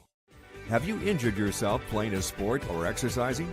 Sports medicine experts at TJ Regional Health are trained to get you back on the road to recovery, whether you're dealing with sprains, fractures, knee and shoulder injuries, or other common injuries. Our goal is to prevent illness and injury in active individuals of all ages and help prevent future problems to maximize your performance. Find out more at tjregionalhealth.org/rehab. Patients first, team always. TJ Rehabilitation Services. Glasgow Scotties football on WCLU 103.1 FM and AM 1490. And video streaming free at WCLUradio.com and on the Glasgow Scotties and WCLU YouTube channels. Glasgow Scotties football brought to you by Don Franklin Auto, Hardee's, Baird Private Wealth Management in Glasgow, La Nacional Restaurant, South Central Rural Telecommunications Cooperative, McDonald's, Aero Safety, Applebee's, The People's Bank, TJ Regional Health, and Kentucky Farm Bureau agent Joe Myers. It's time for the Don Franklin Auto Halftime Show. Ball here is Glasgow leads the Somerset Briar Jumpers by a score of 20-7 here at the break. Just getting a quick look at the halftime stats. Really, the stats are pretty even. Both offenses have done very well. The Scotties with 181 total yards and a really balanced attack with 70 yards rushing, 111 passing. Somerset 174 yards total. They're pretty balanced as well, but more run heavy, 117 yards rushing, 57 passing. Each team has a turnover here in this first quarter. But one of the big plays of the night, Chase, which got Glasgow on the board to open the scoring, was about a 36-yard or so pick six interception return for a touchdown for Jarek Martin. Yeah, I mean, he just got the tip ball there off the Somerset player and just took it right to the house. I mean, that's been the story of the Scotties' year, though, is they've been playing good defense, but the offense hasn't been there until the last few games. Yep. And as you can see it tonight, it's shown up once again against this good Somerset team. Yep. The last 6 quarters, the offense has played pretty darn good football. You look at the game last week against Butler County when they put up 56 points. Of course, 14 of those came on pick sixes for Kellen Stone, but still a good night for the Scotty offense last week and a good one so far this week for them as well. So it is time to take a look at our halftime stats here on the Don Franklin Auto Halftime Show. Halftime stats are brought to you by McDonald's of Glasgow. And for that, we'll turn things over to Chase and Bruce. Chase.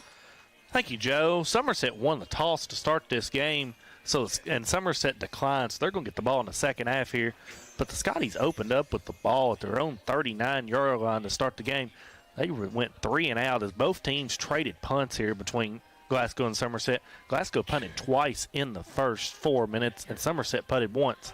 So Somerset, at 8:28 left in the first quarter, got the ball back, but 2 plays later was Jarek Martin coming in there for that interception. It was a 36-yard interception that was returned for a touchdown.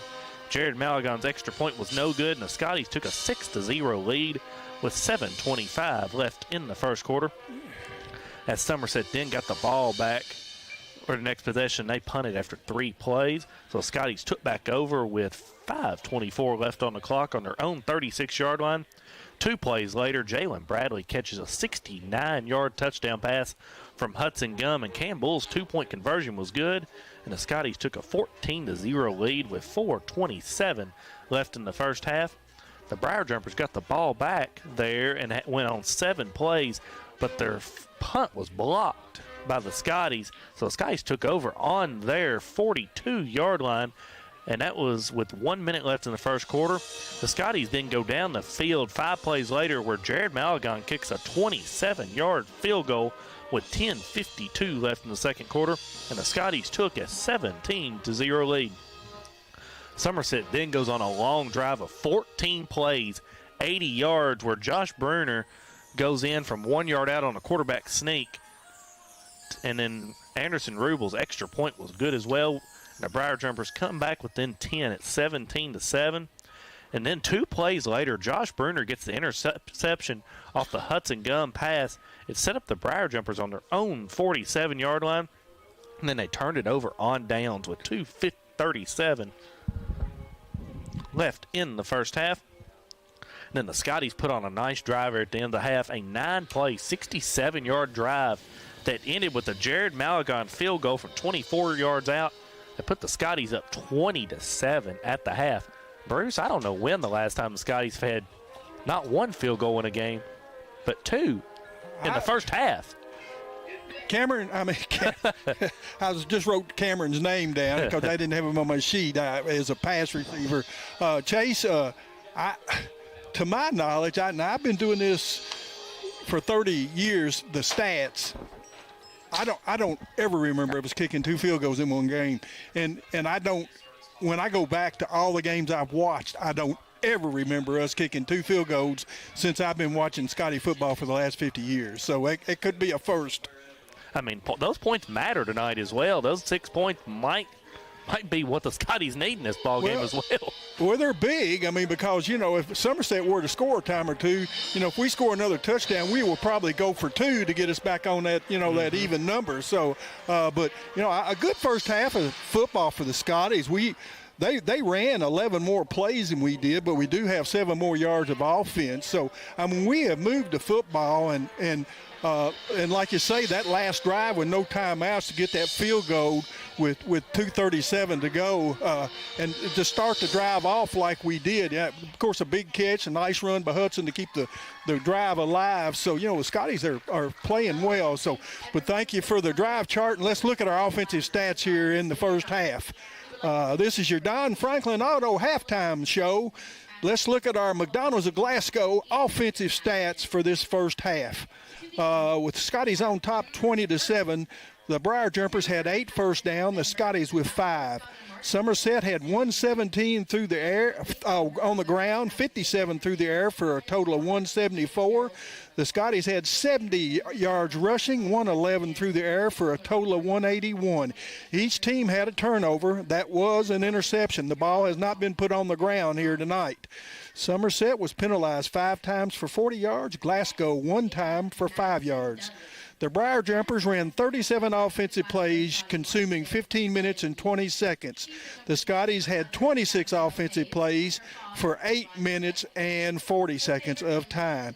Individually in that first half, leading rusher for the Briar Jumpers was Chris Hughes with 78 yards on 14 carries. He had a long of 17.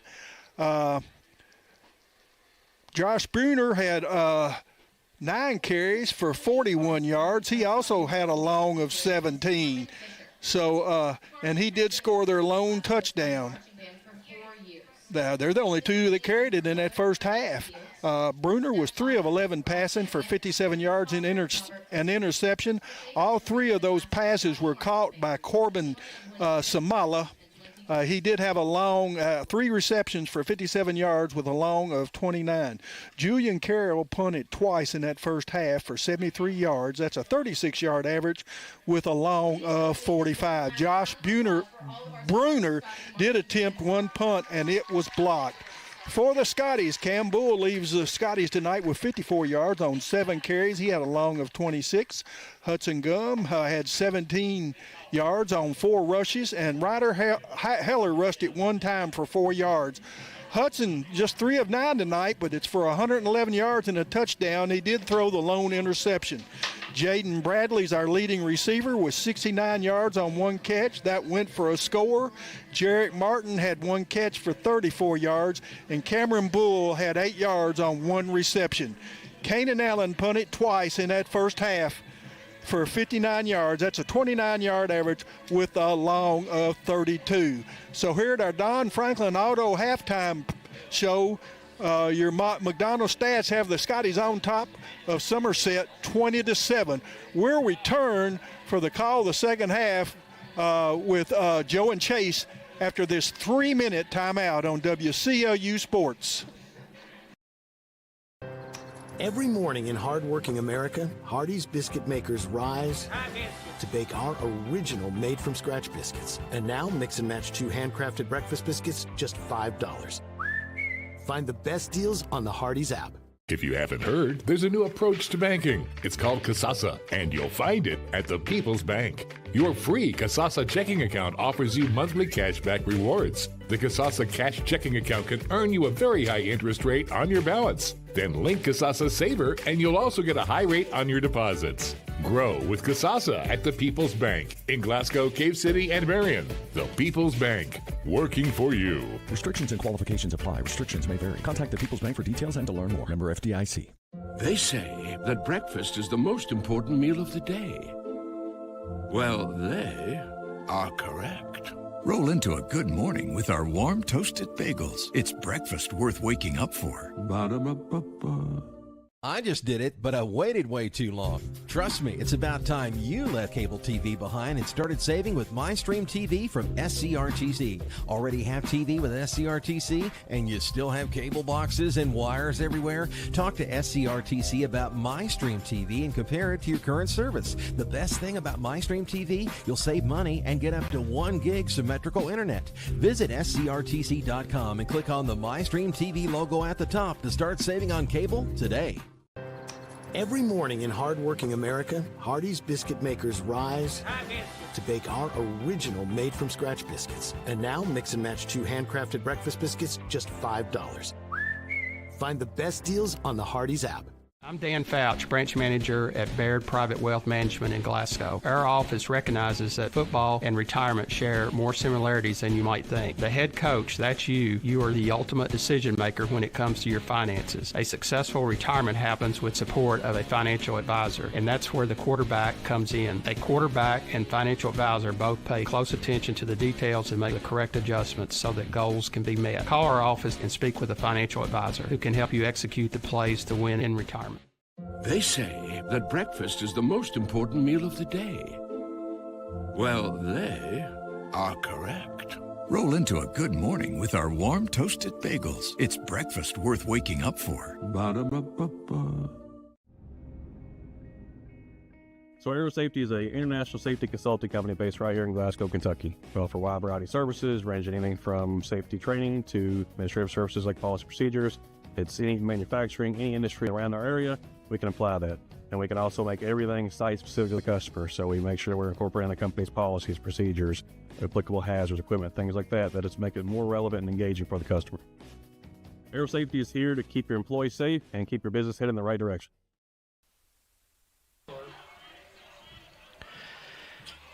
Back here at Glasgow High School's Hank Royse Stadium, we are a couple of minutes away from the start of the third quarter. Glasgow on top of Somerset here at halftime by a score of 20-7. Briar Jumpers are going to get the ball to start the third quarter. Time now to take a look at our week ahead in sports here at Glasgow High School. And most of the fall sports seasons have come to an end, but there are still a couple going on, one of which is the cross-country season. The Lady Scottie cross-country team will compete tomorrow in the Class 1A state meet. That will be held at Kentucky Horse Park in Lexington, so good luck to the Lady Scottie cross-country team there in the state meet tomorrow morning, or tomorrow, I don't know if it's tomorrow morning or afternoon, but either way, they're competing tomorrow, so good luck to them. And the varsity football team, of course, will play their first round playoff game on the road. It will be a long trip next Friday night for us to Union County. Morganfield, the county seat of Union County. If you're not familiar with where that is, the Scotties went over there a couple of years ago and lost to Union County in the first round of the playoffs. But it is on the Ohio River bordering the state of Illinois. So it is about a 2.5-hour drive for the Scotties next week, and for us as well, obviously, for any fans who wants to go over there. But we assume that will be a 7 o'clock kickoff, and if so, our broadcast will begin at 6:30 here on WCLU. Of course, we'll go over there and be hoping to bring you a live stream as well. We've never tried to live stream from Union County, so we have no idea what their internet is like over there. But if we've got a strong enough upload signal, we will be able to get that live stream on for you. But either way, it'll be on the radio.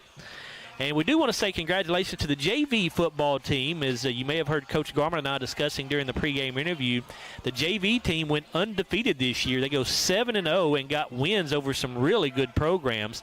Their wins came over Logan County 30-28, Greenwood 22-20. They beat South Warren 14-12 in a game that was shortened by lightning. Barron County, they defeated Barron County 14-0. JV team defeated Adair County 30-8, Metcalfe County 30-8, and they got a win over Allen County Scottsville in their season finale 24-12. So, Chase, the future certainly looks like it may be bright here for Scottie football. A 7-0 season for the JV team. Yeah, I mean, Scottie football is bright here in the next few years as well, and that's a good JV team as well. You got Trace England at quarterback, which seems to me throws a pretty good ball from what I've seen in warm-ups and in games that he's come in and played in varsity as well. Yeah, Trace played quite a bit last week against Butler County, and I think it was something like 4 or 5 for 69 yards or 70 yards, something like that. Had a touchdown pass, I believe, if memory serves me correctly. We're ready to get this third quarter underway as Jared Malagon will tee it up for the Scotties to kick it away to Somerset. And we have a score for you here. Warren Central on top of Todd County Central, 30-24 at halftime. I believe I seen Bowling Green was up big on St. X as well. Last time I saw it was 19-3, I believe. I don't know if Bowling Green scored since then, but Malagon kicks it away. And this ball is going to go out of bounds. So Somerset will get the ball first and 10 at the 35-yard line. Out of bounds. Ball will be spotted at the 35-yard line by Rule. It'll be first and 10, Somerset from that point. 26-9.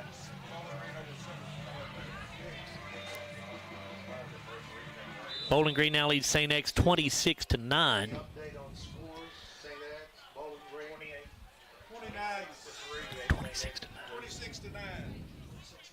First down and 10 for the Briar Jumpers at their own 35-yard line. Bruner in shotgun. He has Hughes to his left. They'll give it to Hughes. Goes up the middle with it and finds very little, maybe a yard.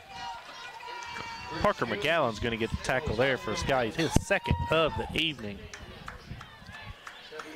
We have our answer as to when the last time was Glasgow had 2 field goals in a game. Wow. Drew Kuzma kicked 2 field goals in a game. Drew was a terrific kicker, and we should have known better than or we should have known that if anybody would have done it, it would have been Drew.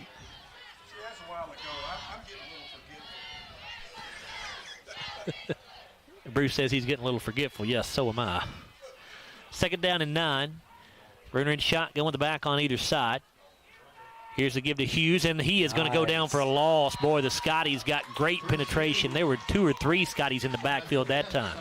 We'll give Landon Martin that tackle. That's his 4th of the evening, as now the Briar Jumpers are in 3rd and long.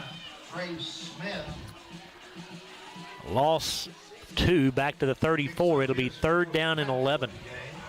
And you're looking to key in on Chris Hughes here on this 3rd down play.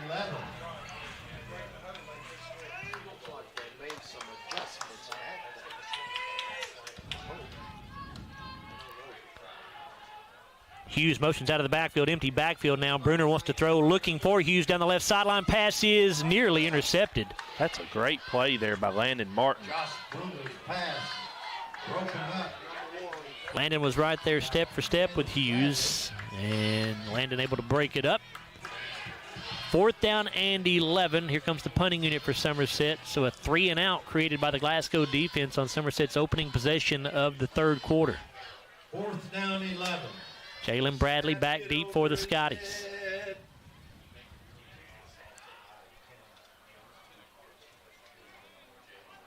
Good snap. Kick is away by Julian Carroll. It's a high, short kick.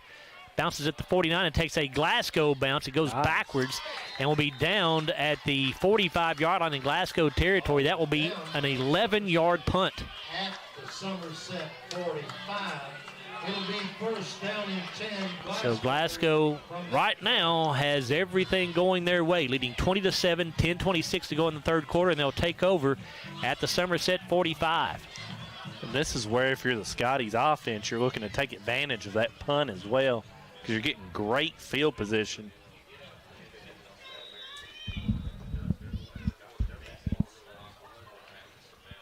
Kanan Allen, Jarek Martin, Kellen Stone all split wide to the left side. Jalen Bradley, the wide out to the right. Gum in shotgun. Bull in the backfield. Fake to Bull. Gum keeps it around the left side. And nothing. And a flag is down. This is probably going to be a hold on the Scotties. They got another flag. Flag down at the end of the play as well, so we may have two different plays, or two different penalties here. Jacob Bartley makes the tackle.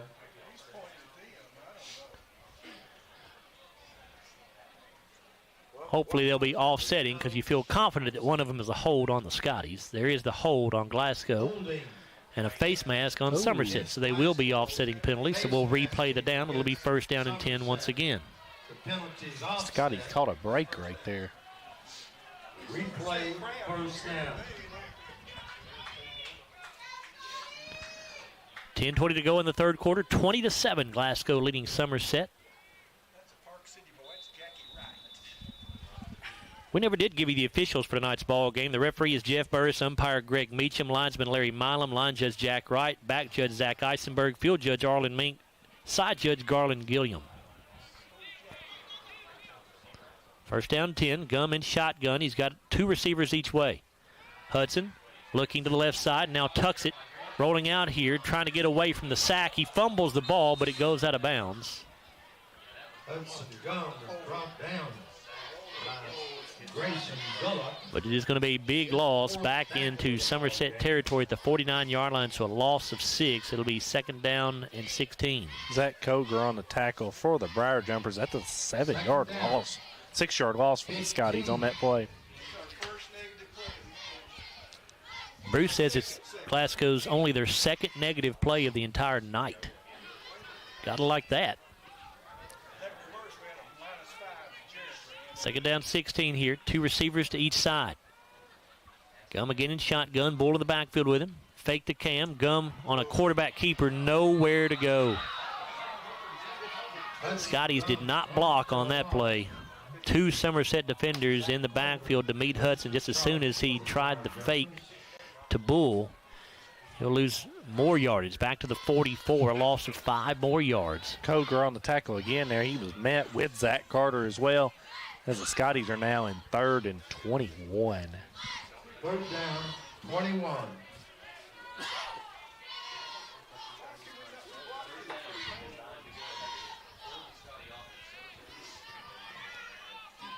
Bull to the left of Gum. Twin wideouts each way. 4-man front for Somerset defensively. Gum has the snap. Looking over the middle of the field. Pass is caught by Kellen Stone at the 45. He's got the 40, and he'll go out of bounds just shy of the first down, I think. They'll spot him out at the 42. He needed the, excuse me, they spot him out at the 37. He needed the 35.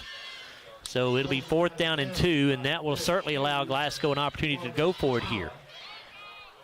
Brings up a 4th down 3. It's a 19-yard play there for the Scotties on 3rd and 21. Good job by Hudson Gum to find Kellen Stone running wide open across the middle there. 4th down and 2. Two wideouts each way again. Gum in shotgun. Bull is the running back. There goes Stone in motion to the right.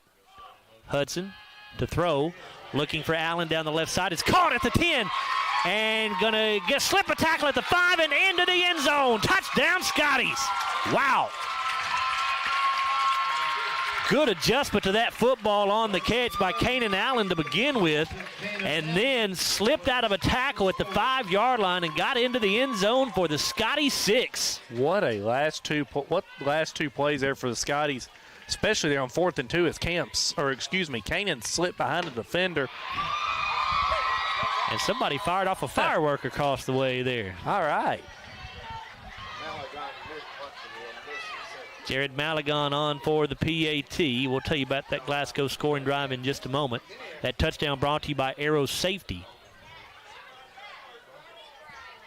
Good snap. Hold is down. Kick is up, and it is good. Glasgow now up by 20, 27-7 with 9:08 to go in the third quarter of play. And we'll go ahead and take a timeout here in the third quarter. We're back after a 30-second break on WCLU Sports. It's been an amazing 33 years. I've been blessed to have someone by my side that I can count on no matter what. Like 3 years ago when I had that car accident, you really came through for me. So I just want to say thank you, Alan, for being my Farm Bureau insurance agent. Kentucky Farm Bureau, big on commitment. Oh, he's been great too.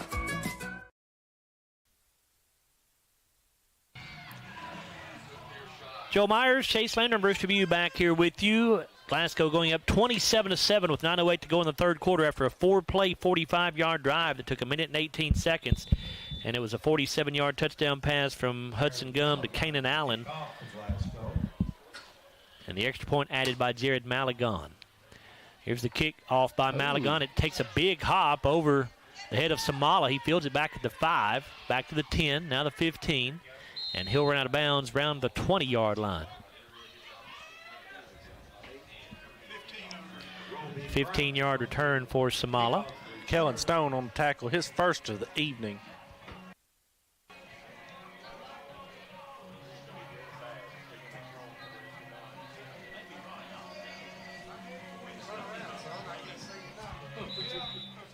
That's okay. First down and 10 for Somerset at their own 22-yard line. 8:59 to go in the third quarter. First down and 10, Somerset at their own 23-yard line. Make that a 37-yard touchdown pass from Hudson Gum to Kanan Allen a moment ago. Here's Chris Hughes on a carry around the left side, and he's going to be taken out of bounds as he gets up near the first down marker. I think he's going to be a little shy, maybe out around the 30, and Hughes is slow to get up here. But he is up, but he's limping badly as he goes to the Somerset sideline. Max Lee on the tackle, his fourth of the evening. 7-yard pickup, actually make it an 8-yard pickup for Hughes. Second down and 2, it looks like, at the 31-yard line.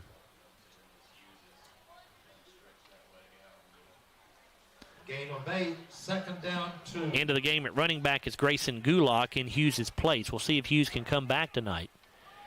Bruner on a quarterback keeper on the left side, and the Scotties stuff him.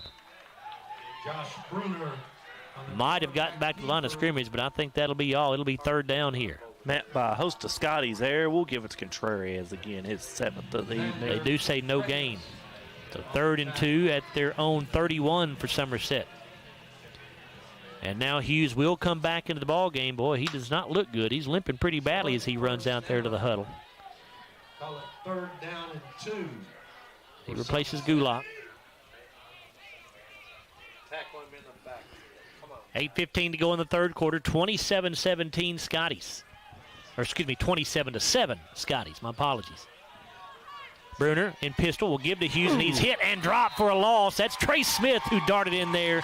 It'll be 4th down for the Briar Jumpers. What a play by Trace Smith to get through that offensive line to get to Hughes. He lost a good 3 or 4 yards on that play.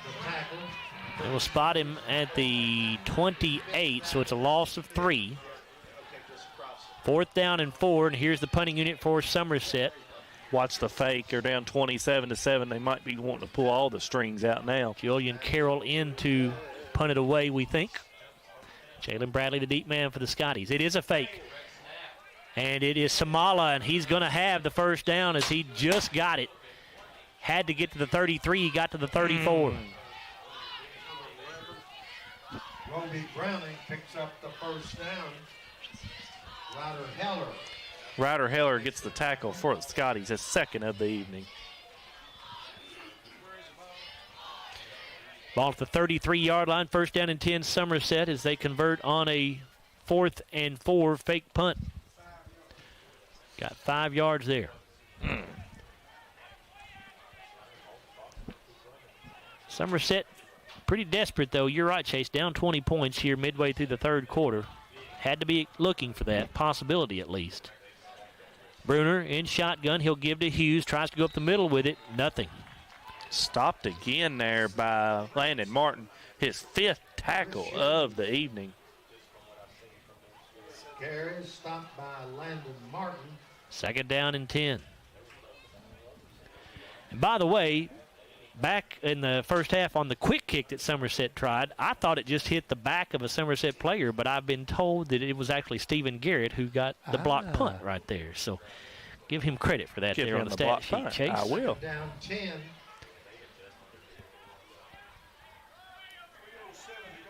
Bruner in shotgun. Hughes to his right. Bruner to throw. Looking to the left side. Pass is caught by Samala, but he goes down on his knees when he made the catch at the 37-yard line. Pick up a 4 yards. It'll be 3rd down and 6. And you have to feel like that this is 4-down territory for Somerset, even though they're at their own 37-yard line. They've already went for it on a fake punt on this possession. Glasgow on top, 27-7. Scotties, so far to this point, have played their most complete game of the season, if you ask me. Bruner in shotgun. Fakes the throw. Now lets it go. Looking down here the right sideline. The pass is going to be picked off. That's Jarek Martin at the 30-yard line. 2nd interception of the night for Jarek Martin. Intended receiver that time was Isaiah Lewis, but Jarek had it covered very well. Went up and snatched it out of midair.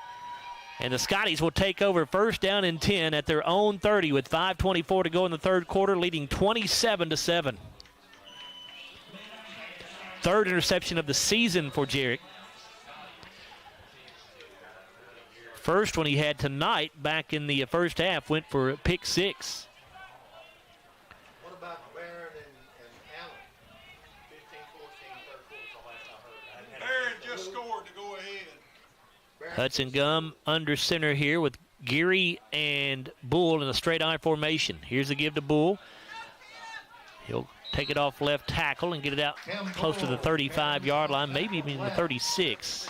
We'll spot him closer to the 36, I think, so we'll say it's a gain of 6, 2nd down and 4. Chris Hughes on the tackle there for the Briar Jumpers. What was that Barron County score, Bruce? Barron County, we think, has taken the lead. They just scored, according to Bruce.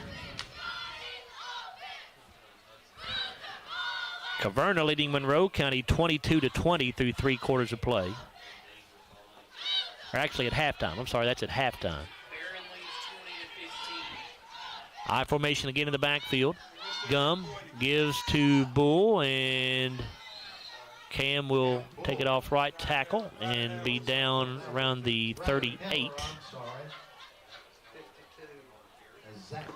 That tackle is from Zach Coker, his 4th. Let me correct that. That was actually Ryder Heller on the carry. My fault. Coger's 4th tackle of the evening.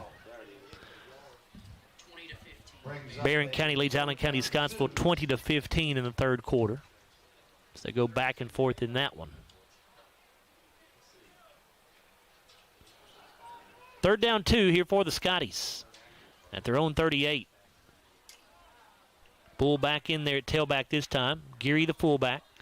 They'll pitch it to Bull around the right side. Cam will have his Baird Private Wealth Management 1st down as he crosses the 40 to the 43-yard line. Spins his way upfield. Coger with his 5th tackle of the evening, and the Scotties get the 1st down. 1st down, Glasgow. Again, a Baird Private Wealth Management 1st down for the Scotties.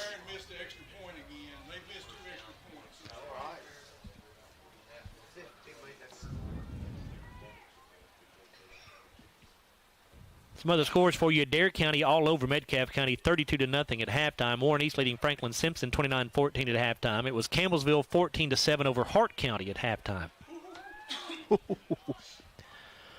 1st and 10 Scotties, I formation again. Heller the deep man in the I formation, and a flag, and the Scotties jumped early, I believe. It'll be a 5-yard penalty. 1st and 15. Indicated against Glasgow.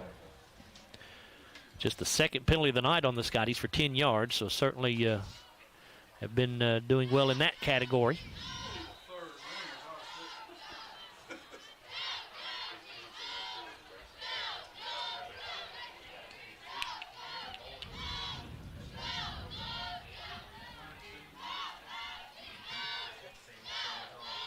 First down, 15. Heller again, the deep man in the I formation. Geary, the fullback. Gum fumbles the snap, and the ball is loose, and Somerset has it. Man. Looked like to me Somerset got it. No, actually, they say Glasgow got back on it. And Gum is down in the backfield. Recovered by Glasgow. Hudson getting up slowly. Their fumble recovered by Jordan Huffman for the Scotties. So Jordan saves the day, and actually positive yardage as the ball spotted down at the 41-yard line. Hudson holding the back of his neck. Coming off the field, and he'll have to come out of the ball game. He'll be replaced by freshman quarterback Trace England. Here's a fumble snap. The ball got pushed forward. Yeah, it's a Gum. Scotties have 8 to get this play off. Second down, 12 here. England under center. Going to pitch this thing back to Campbell. Makes a great move to get it by a tackler in the backfield, and he'll get it out to the 46-yard line. It'll be third down. Koger on the tackle, his 6th of the evening. Jacob Bartley gets his 5th tackle of the game.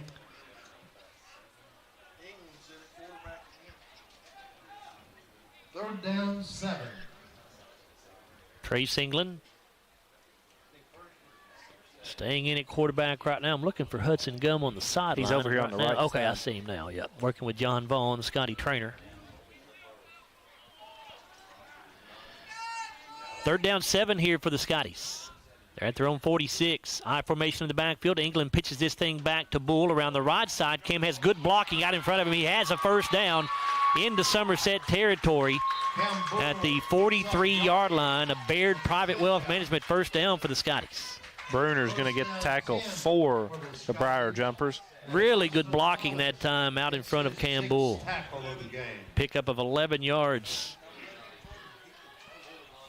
1:09 to go in the third quarter, 27-7 Scotties. I'm going to say England may be in here to finish off this quarter as well.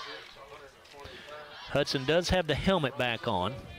Looks like he may be ready to go back in soon. I formation behind England. And had a little trouble with the exchange that time, and that was Kellen Stone in the backfield who took the handoff, but he goes down, had no chances. It almost looked like Trace may have been stepped on by one of his offensive linemen as he tried to turn and hand that ball off. Hard to say. But it's a loss of 3 yards back to the 46-yard line. Second down, 13. Here comes Gum back into the ball game.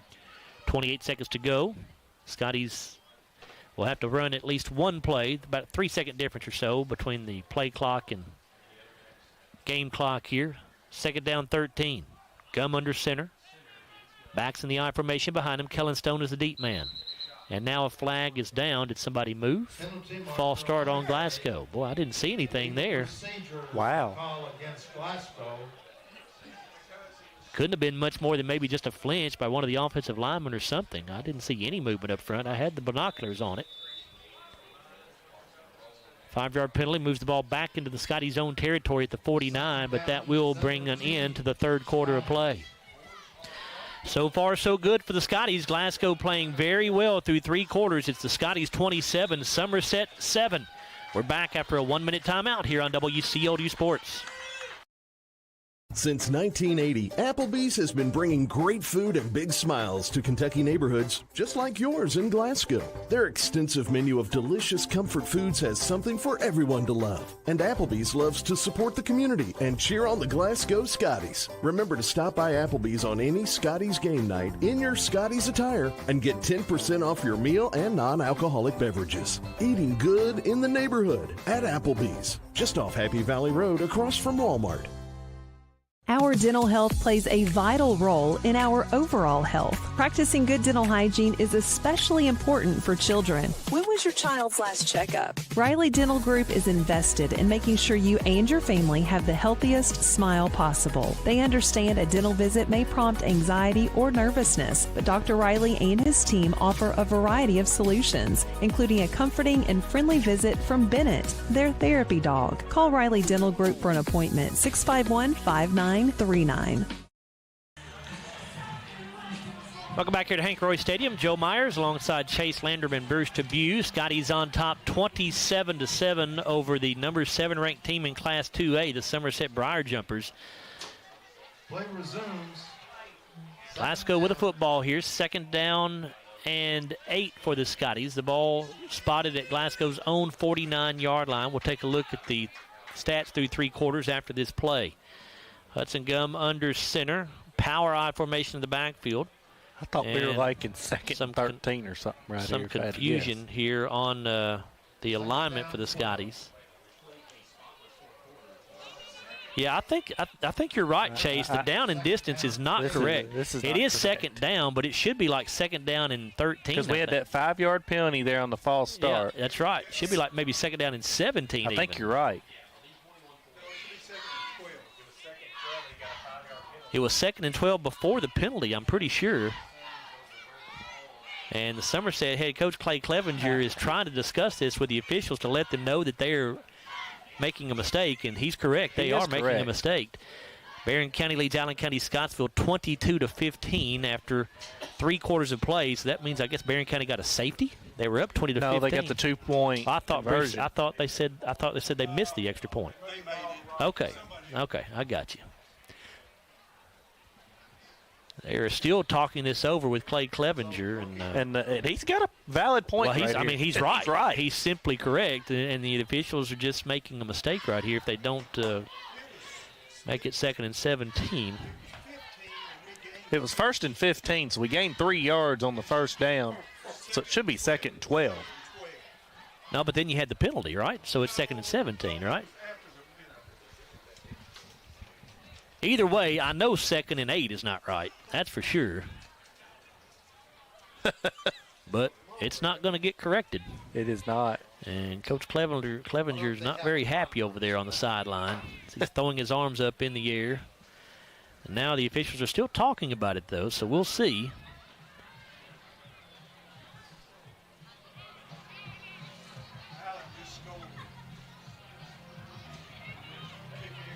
If we had instant replay in high school football, this would not be a problem. But obviously that is not the case.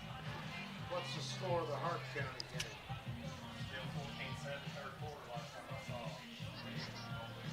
That would be the 3rd team with a winning record. Hart County has taken a 15-14 lead over Campbellsville after 3 quarters of play.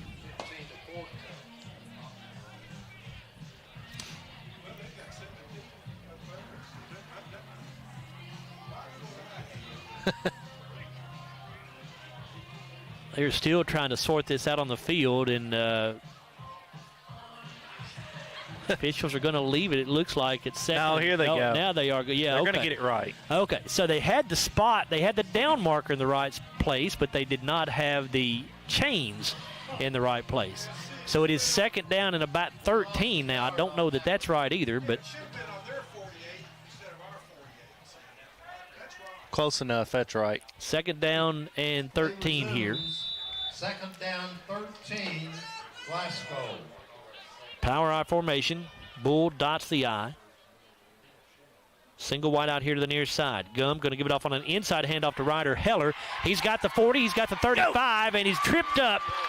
A likely touchdown-saving tackle made that time as Heller is spotted down around the 25-yard line. Good, nice run there by Ryder Heller. Tackle goes to John Reynolds, his 3rd of the evening. They'll back it up to the 26. 25-yard run there for Ryder Heller. Through 3 quarters of play, Glasgow had 8 first downs, Somerset 9. Scotties 88 yards rushing, 167 passing, a total of 255. Somerset 122 rushing, 61 passing, total of 183. Once again, a power I set to the right side. Bull, the deep man. Heller and Geary are the fullbacks. And now a delay of game here coming for the Scotties. Glasgow had time to get it off. Hudson just lost track of the play clock there, so it'll back them up 5 yards. It'll be 1st and 15 now. Bowling Green defeats Louisville St. X 26-9. Quite a win there for the Bowling Green Purples. Against their ex-head coach as well. That's right. Kevin Wallace, the head coach at St. X, who had much success at Bowling Green as their head coach. Warren East now leads Franklin Simpson 36-20 at the end of the third quarter there. Heller and Geary again in the power eye. They're the fullbacks, and now what do we have here? A timeout taken by the Scotties. Glasgow just can't get it right here on this play. So the Scotties burn their first timeout here in the fourth quarter. We'll stay right here. I want to take a look at the rest of these fourth quarter stats through 3 quarters of play. Glasgow had 1 turnover, 2 turnovers for Somerset through 3 quarters. Scotties have a interception on the night for their one turnover. Somerset has thrown 2 picks. Somerset penalized 5 times for 40 yards. Glasgow 3 for 15. Scotties through 3 quarters have had the ball for 37 offensive plays, 14 minutes and 18 seconds. Somerset 47 offensive plays, 21 minutes and 42 seconds. Butler County looks like they may be headed to their first win of the season as they lead Ohio County 21-0 after 3 quarters of play. And it is Caverna on top of Monroe County 30-28, late stages of the third quarter there.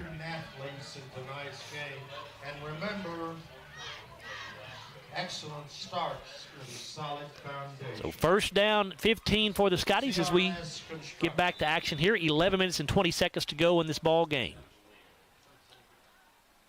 Campbell, the deep man in the power eye set. They'll give to Bull. He flips it back to Hudson Gum, and Hudson's going to be sacked. Somerset's Chris Hughes was coming on a blitz off the right side, and he blew that flea flicker up. Lost back to the 41-yard line.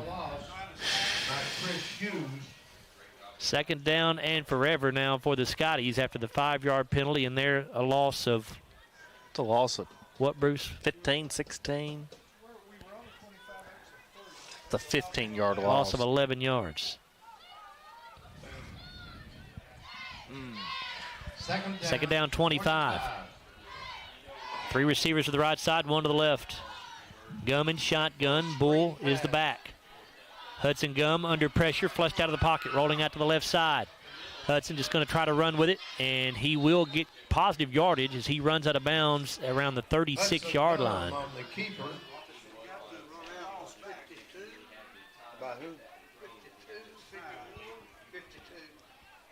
Pickup of 5 yards to the 36.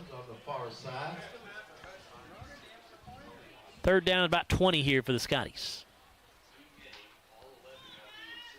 Possibly 4-down territory. Up 27-7, 10:25 to go. You could do that, or you could try to pin them deep. Depends on what you pick up here on third down, I'd say. Or maybe not. Maybe you go for it regardless. 2 receivers each way. And the Scotties are going to get another delay of game here. Man. It just broke the huddle too late. Took a little while to get the play in, it looked like, maybe.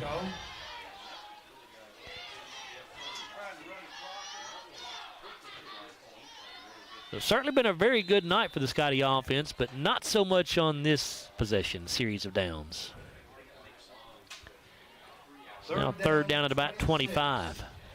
Ball back at the 41-yard line. 2 wideouts each way. Gum in shotgun. Here comes Kellen Stone in motion to the near side. Here's the snap.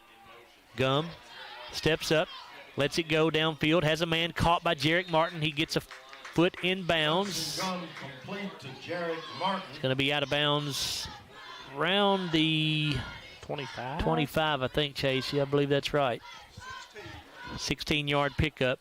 So that does put Glasgow in position to certainly go for it here on 4th down and 9 down at the Somerset 25. I mean, even if they don't get anything out of this drive, they've wasted about 7 to 8 minutes off the clock.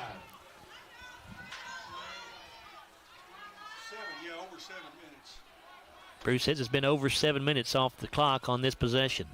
Garmon shotgun here on 4th and 9. Under pressure. Rolling out to the left, he'll be sacked. And he's going to lose 15 yards, so Somerset's going to take over at their own 40-yard line with as Zach Colbert gets in for his 4th tackle of the game. 9:52 to go in the ball game.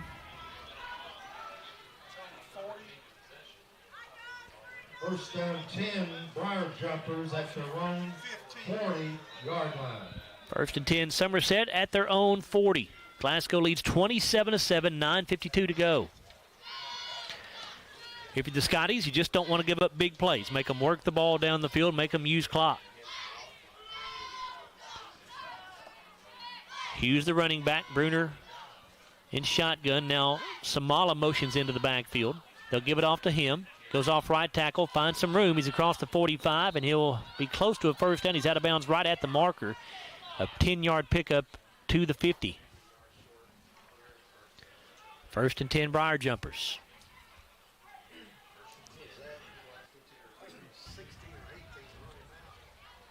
Kellen Stone's the one that pushed him out of bounds there on the tackle. Kellen Stone on that run out of bounds. It's a 1st and 10. Clock stops with 9:46 to go as Samala ran out of bounds that time.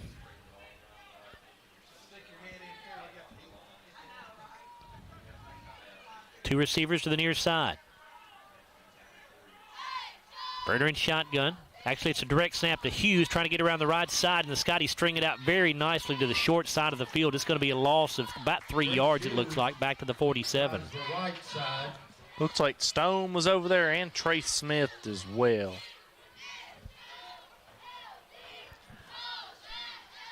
Again, Somerset gets the clock stopped as they've run out of bounds on both of their offensive plays here. Love to try to get these guys down in bounds. 2nd down, 13. 2nd down, 13. Briar Jumpers back at their own 47.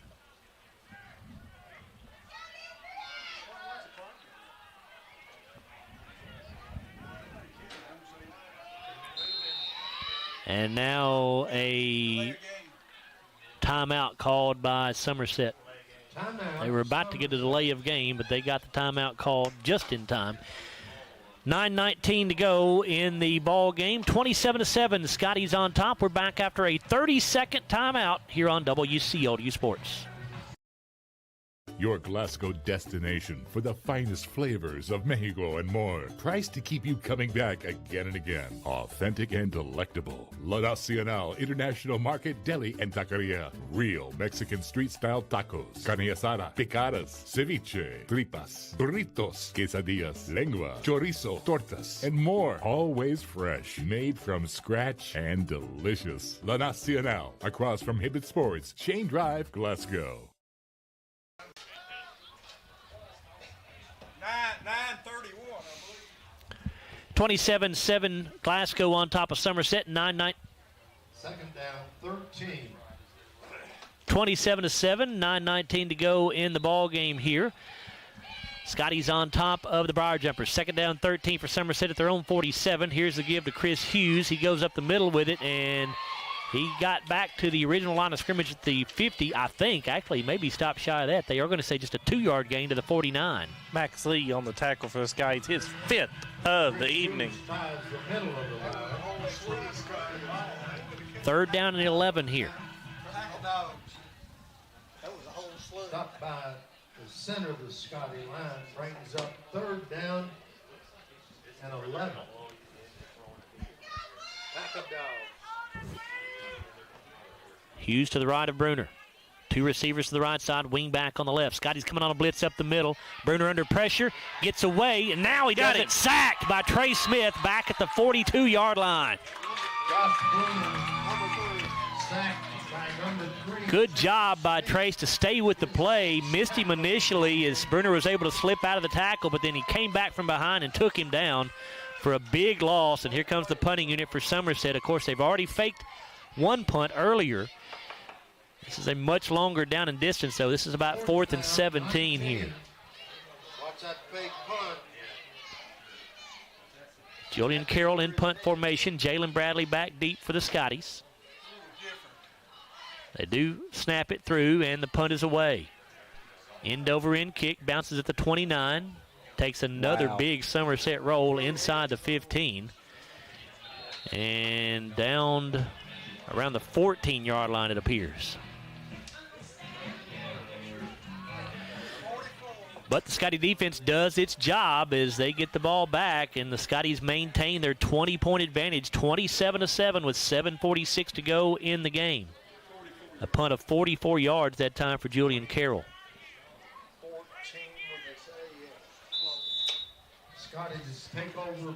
Mission on this drive, yes, you'd love to have points, but just keep running that clock. Get a couple first downs at least, and hang on to the football.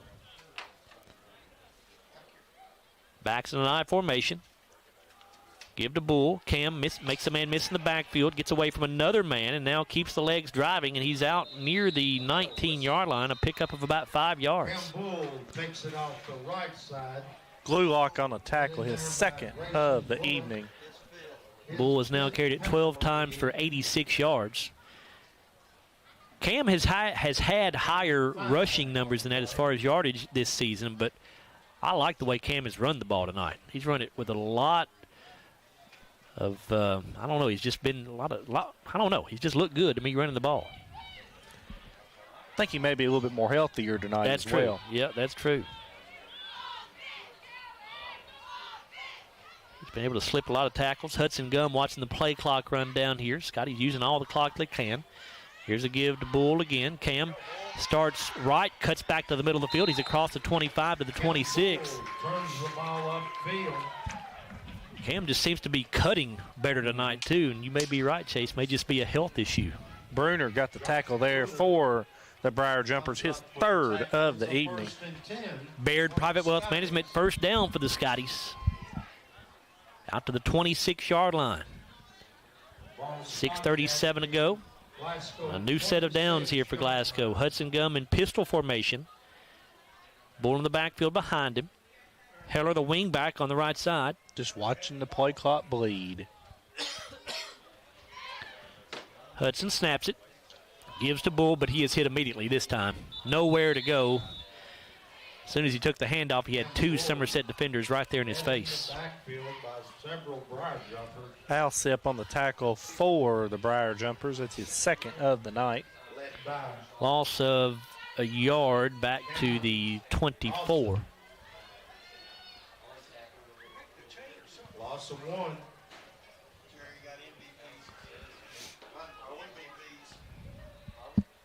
Second down, 12.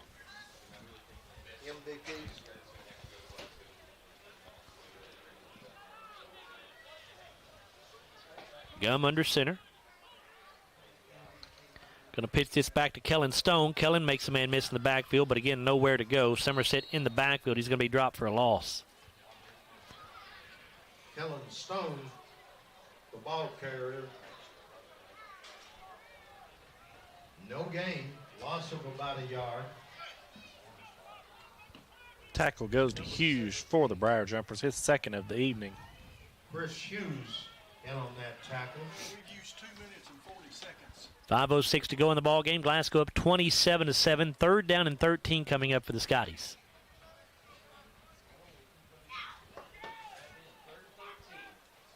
Third down, 13 for the Glasgow Scotties. Gum in shotgun, trips to the near side of the field. Hudson, actually, what do you have? A whistle, and what do we have? Dead ball foul, false start on the Scotties. Indicated against Glasgow. 6th Glasgow penalty for 30 yards now.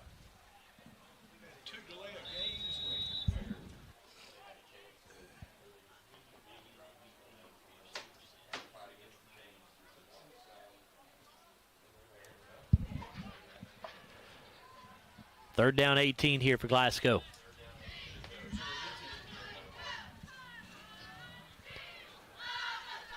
Bull motions out of the backfield, empty backfield now, setting up a screen. Pass going to be incomplete. Well, I thought for a moment it was going to be picked off by Somerset, but it falls incomplete. Intended target that time on the screen pass was Jarek Martin, so that'll stop the clock with 4:23 to play. Brings up a 4th down, 18 for Glasgow. Somerset will likely be coming after this punt as Caden Allen goes in to punt it for the 3rd time tonight. Chris Hughes waiting on the kick. Don't want to give him a chance. If I'm Kanan, I'm punting this thing out of bounds. Snap is high, and Allen just going to go back, and he cannot recover it. Somerset does. It's a touchdown. Man.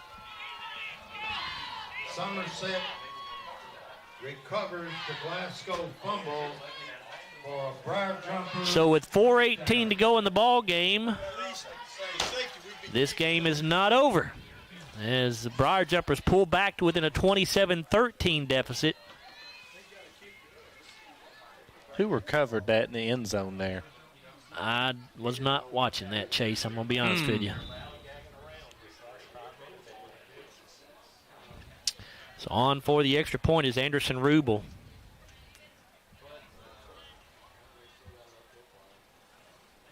And the kick is up, and it is good.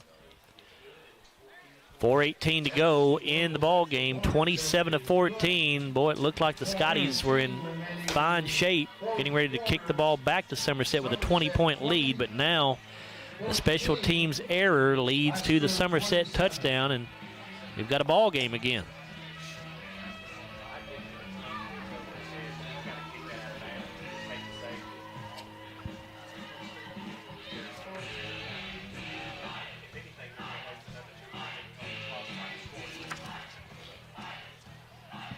And now the Scotties will set up their hands team, looking for an onside kick from the Briar Jumpers with 4:18 to play.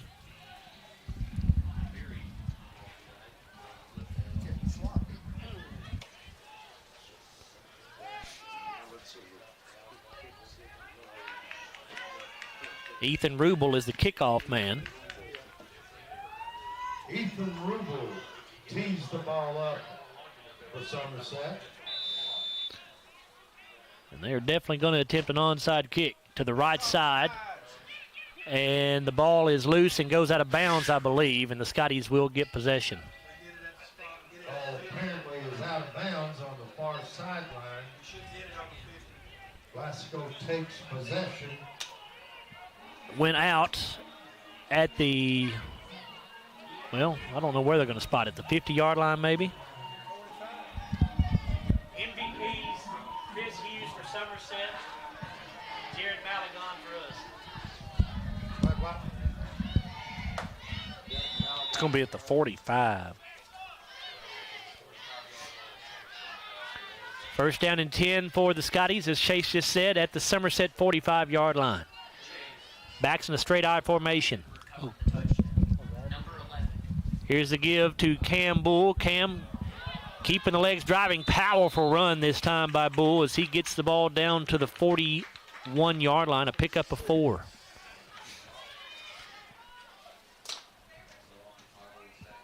Cam Bull carries. Chase, did Matthew tell you who recovered that fumble for the touchdown for Somerset? Austin Wallace, number 11, was the one that recovered that ball in the end zone. Second down and 6. Clock at 3:44. Somerset has 2 timeouts left. Scotties lead 27-14. Gum's going to let the play clock run down here before he snaps it. Snaps it with 5 on the clock. Gives to Bull. Cam will get it out to the 34-yard line. Going to be really close to a first down. It will be a Baird Private Wealth Management first down, a pickup of 7 yards there. Koger on the tackle for the Briar Jumpers, his 8th of the evening. First and 10, Scotties at the Somerset 39, or 34, excuse me.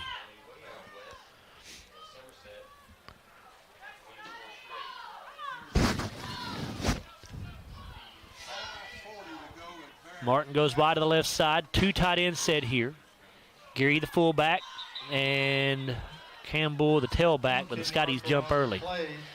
One of the linemen, Justice Payton, looked like he jumped a little early there for the Scotties. 5-yard penalty moves it back to the 39. It'll be first down and 15.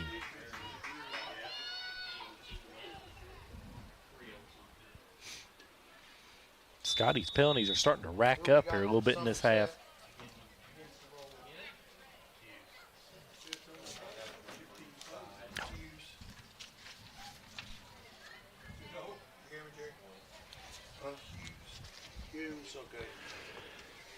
First down 15, Gum under center.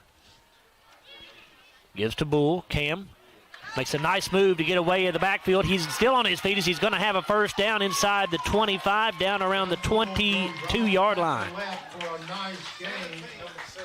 Chris Hughes on the tackle, his third of the evening, and you can just see a jolt of energy here for Cam Bull in this second half. Cam Bull now with 17 carries for 120 yards. Scotties now over 300 yards of total offense in this ball game. Bruce says they're up to 320 total yards.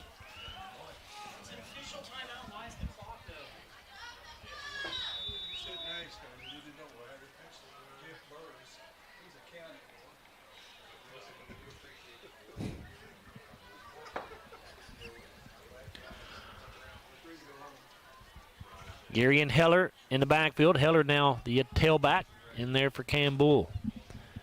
Again, Gum going to let the play clock run down just at 12 right now. It'll snap it around 5. Game clock down to 1:45. Here's the give to Heller. Ryder goes off right tackle, and he's going to go down around the 20. Ryder Heller goes off tackle right for the Scotties as Austin Lawless picks Lawless got the tackle there for the Briar Jumpers, his third of the evening. Ball spotted right at the 20-yard line.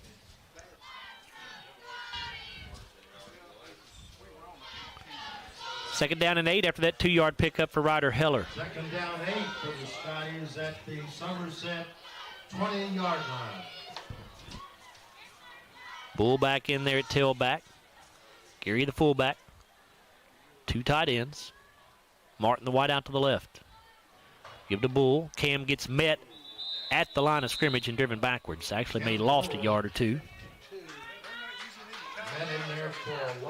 Alsip on the tackle for the Briar Jumpers, his third of the evening.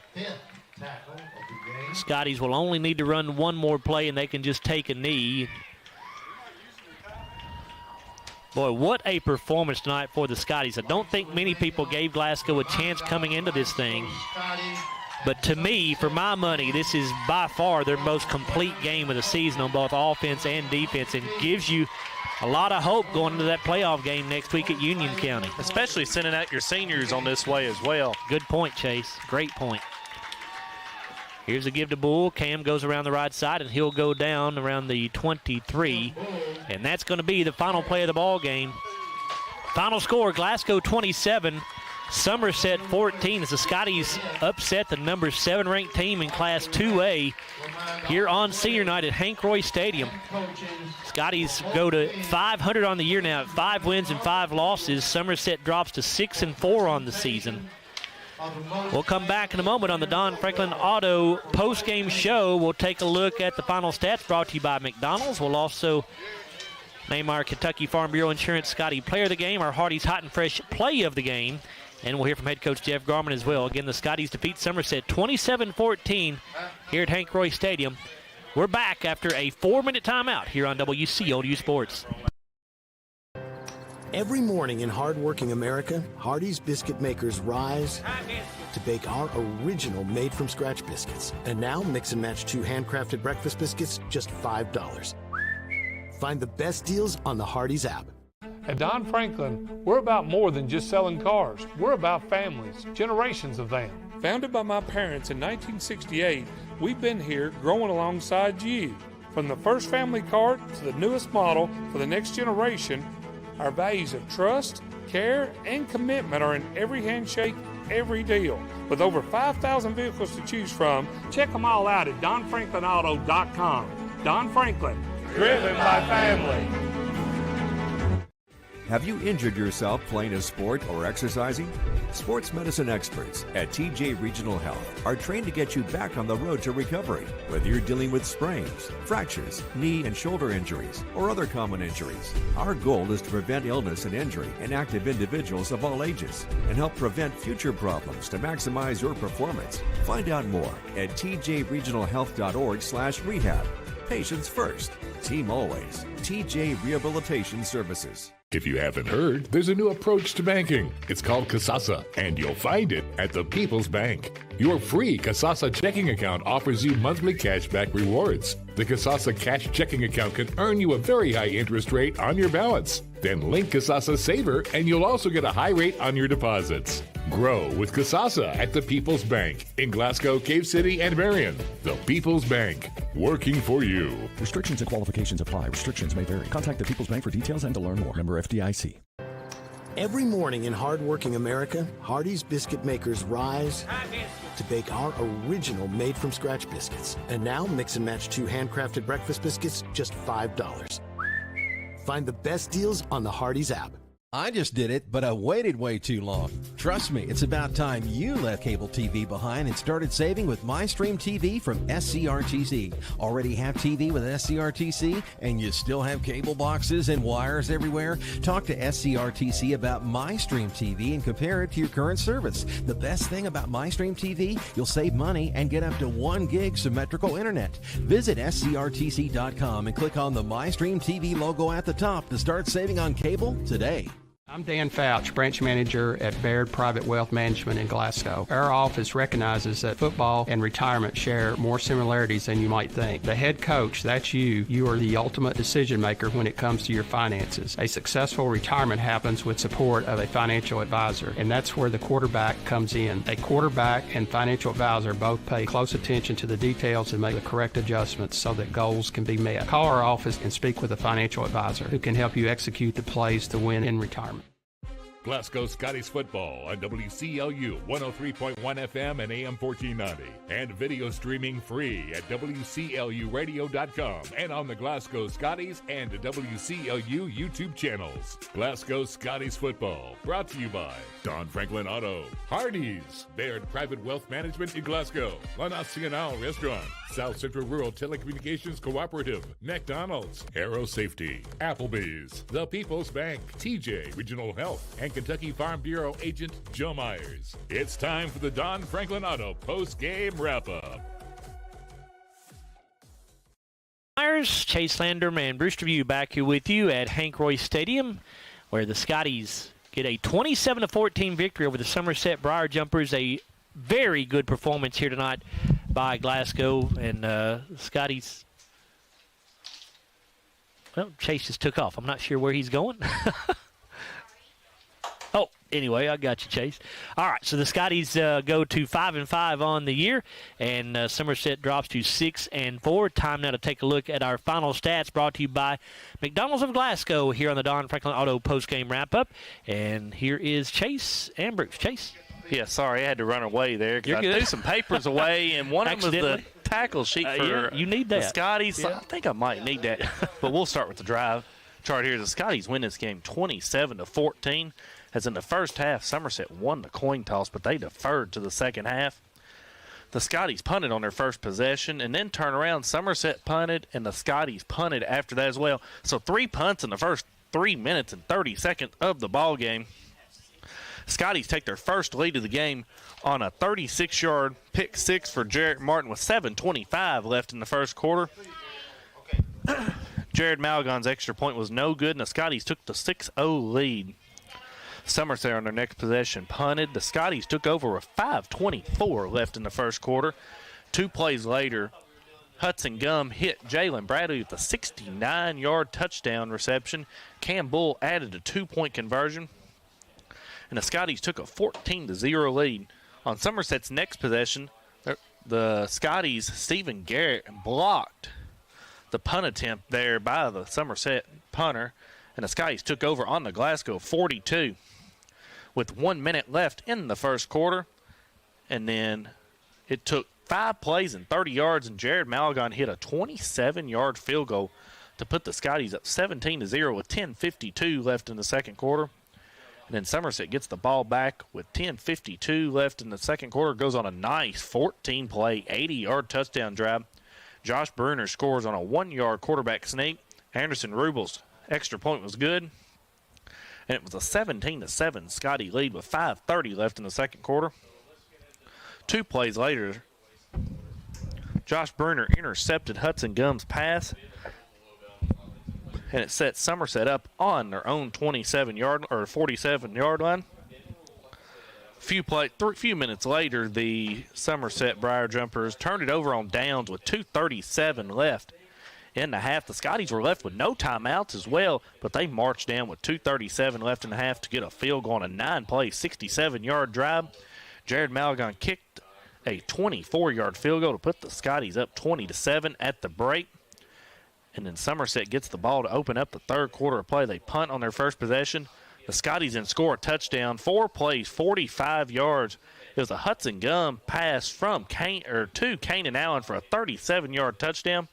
Jared Malagon's extra point was good, and the Scotties took a 27-14 lead. On the next series for Somerset, Josh Bruner's pass was Somerset's Josh Bruner was intercepted there by Jarrett Martin with 5:24 left in the third quarter. And the Scotties took over there with 5:24 left in the third quarter. They held on the ball for 7 minutes, but they turned it over on downs on an 8-minute possession, where Somerset took over in the fourth quarter with 9:52 left in the ball game. They punted back to the Scotties with 7:46 left in the ball game, and it was a high snap on a 4th and about 20 where the ball was fumbled into the end zone where Austin Laws recovered there. It was a touchdown for the Briar Jumpers, and the Scotties led 27-14. Anderson Rubel's extra point was good. And then the Scotties bled out the clock from there when they got the ball back, and the Scotties win this contest 27-14. Now for your tackles for the Briar Jumpers, we're going to start with Isaiah Lewis. He had 1. Grayson Glulock had 2. Austin Lawless had 3. Josh Bruner had 3. Chris Hughes had 3 tackles and 1 sack. John Reynolds had 3. Jacob Bartley had 2 tackles and a sack. Cameron Alsip had 3 tackles. Zach Koger with a nice game with 8 tackles, and Zach Carter had 1 for the Briar Jumpers. Now for your Scotties tackles, Jalen Bradley had 1 tackle. Trey Smith had 3 tackles and a sack. Ryder Heller had 2 tackles. Landon Martin had 5 tackles on the night for the Scotties. Kellen Stone had 3.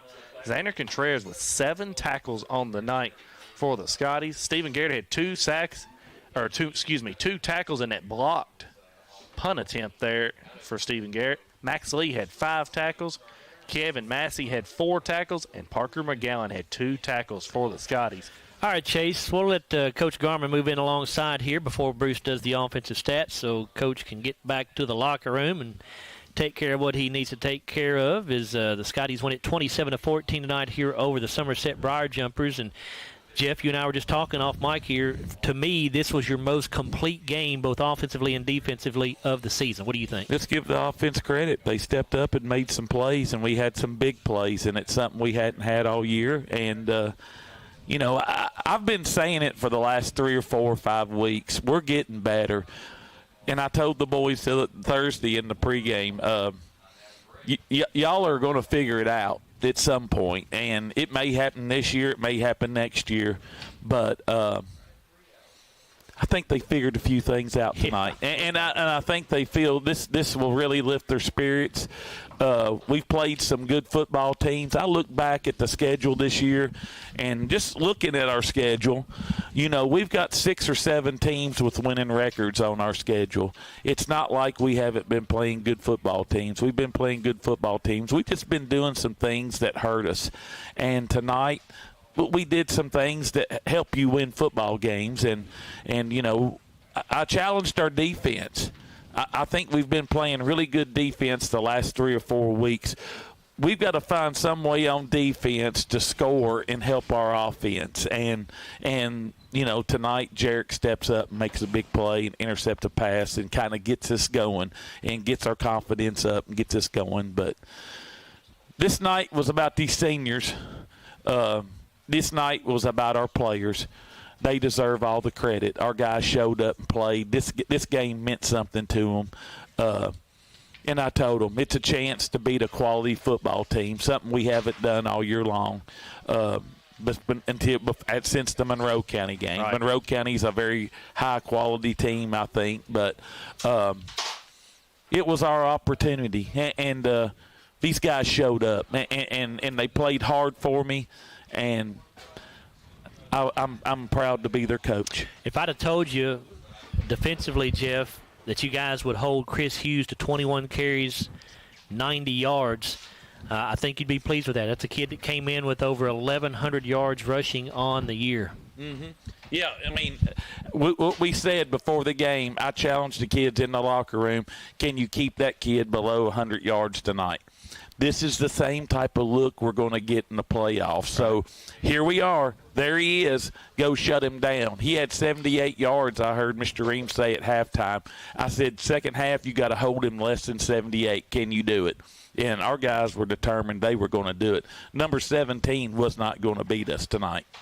And he certainly did not. Offensively, Jeff, I thought Cam Bull did not have a touchdown or anything like that, but I thought Cam probably had his best game since very early in the season. 19 carries, 119 yards rushing tonight. He seemed to have a little bit different look about him tonight, maybe a little quicker, cutting a little bit better, ran with some more power tonight, I thought. What do you think about his play tonight? Thought he took care of the ball. That's the main thing you were looking for, wasn't it? And that's been our Achilles all year long. Through that stretch of 5 games, 11 turnovers. I thought we took care of the football. Hudson made one bad throw over there into some coverage, but we took care of the ball. I wasn't worried about how many yards. We just had to run the ball some. But Cameron, to me, got better as the game went on. Yep. Let's give our offensive line some credit, Definitely. too. Hey, but Cam's a really good back. He's a really good player, and when he hangs on to the football, he's as good as anybody around in this area. I really believe that. Talking about the defensive effort going back, Bruce just told me that he has Somerset for only 11 total yards in the entire second half, Jeff, so you can't ask for much better than that. I told him at halftime, we'll see how bad y'all want this. If you can turn it up even more. And I was challenging our defense. Let's see how bad you want it, and hey, they rose to the occasion. You mentioned the big plays. Jalen Bradley catches a 69-yard touchdown pass from Hudson Gum. Kanan Allen caught a 37-yard touchdown pass. Big play. Kanan made a really nice adjustment on that ball, too, and then slipped a tackle down at the 5-yard line. Jarrett Martin makes a big catch down here right before halftime up against 3 defenders, and give those boys credit. I mean, we gave them opportunities to make plays, and they did. And that's what makes an offense be able to score 27 points. I felt like we left some points out there. I thought we could have scored some more. We were trying to be it's a hard battle to be conservative, run the clock, and also put up points. But I thought we did a really good job tonight. I'm just so proud of the kids. And then I got to get you to comment on Jared Malagon, Jeff. Jared had not even attempted a field goal this year, but you guys showed confidence in him twice tonight. He gets a field goal from 27 and a field goal from 24. The one right before halftime, I thought, gave you guys a little extra momentum going into the locker room. Just talk about what he meant tonight. Well, it was points. And we've been in a situation before where we're in some short yardage situations, and I said to myself before this game started tonight, I'm not turning down any points. If we have to kick field goals tonight, we're going to kick some field goals, and that's what we did. Jared has kicked awesome all year long. I mean, it's one of the better kicking performances, I think, for a whole year of someone that I've seen here in a while. So, since I've been here, let's say 15 years. But, we've had some pretty good kickers along the way too. But I just thought Jared's been solid all year long. And now, of course, this ends your regular season, Jeff. You go on the road. Long road trip next Friday night to take on Union County over in Morganfield. We all know what they're going to do. They've got a back, the last name of Johnson. He was a sophomore when we went over there 2 years ago. He ran pretty well against us then. He holds the school record for rushing yardage there at Union County. He is the man you have to stop. You know that going in. True story. And it's just, do we got enough left in our gas tank to finish this thing out? I mean, if I hadn't seen a 1 seed beat a 4 seed beat a 1 seed myself in person, it's very difficult to do. There's a reason. There's your 1 seeds and your 4 seeds, and we haven't for a year. We haven't played to the standard that we wanted to play at. We've been striving. We've been continuing working. We've been continuing coaching the kids hard. We've gotten better. I look forward to going over there in the playoffs and seeing how we can do. Jeff, appreciate your time. Congrats on the win. Very nice win for your ball club. We'll see you next week. One last thing. I just want to say again, thank you to these seniors. A great group. What a way to end your career. I mean, if we're playing at home, probably the chances of us getting a home playoff game aren't very good on down the road if we're able to continue to win. But what a way to end your high school career, beating a quality football team with a lot of tradition. That team right there made it to the semi-state last year, had a lot of kids back. I'm just really proud of the kids. Should be. Thank you, Jeff.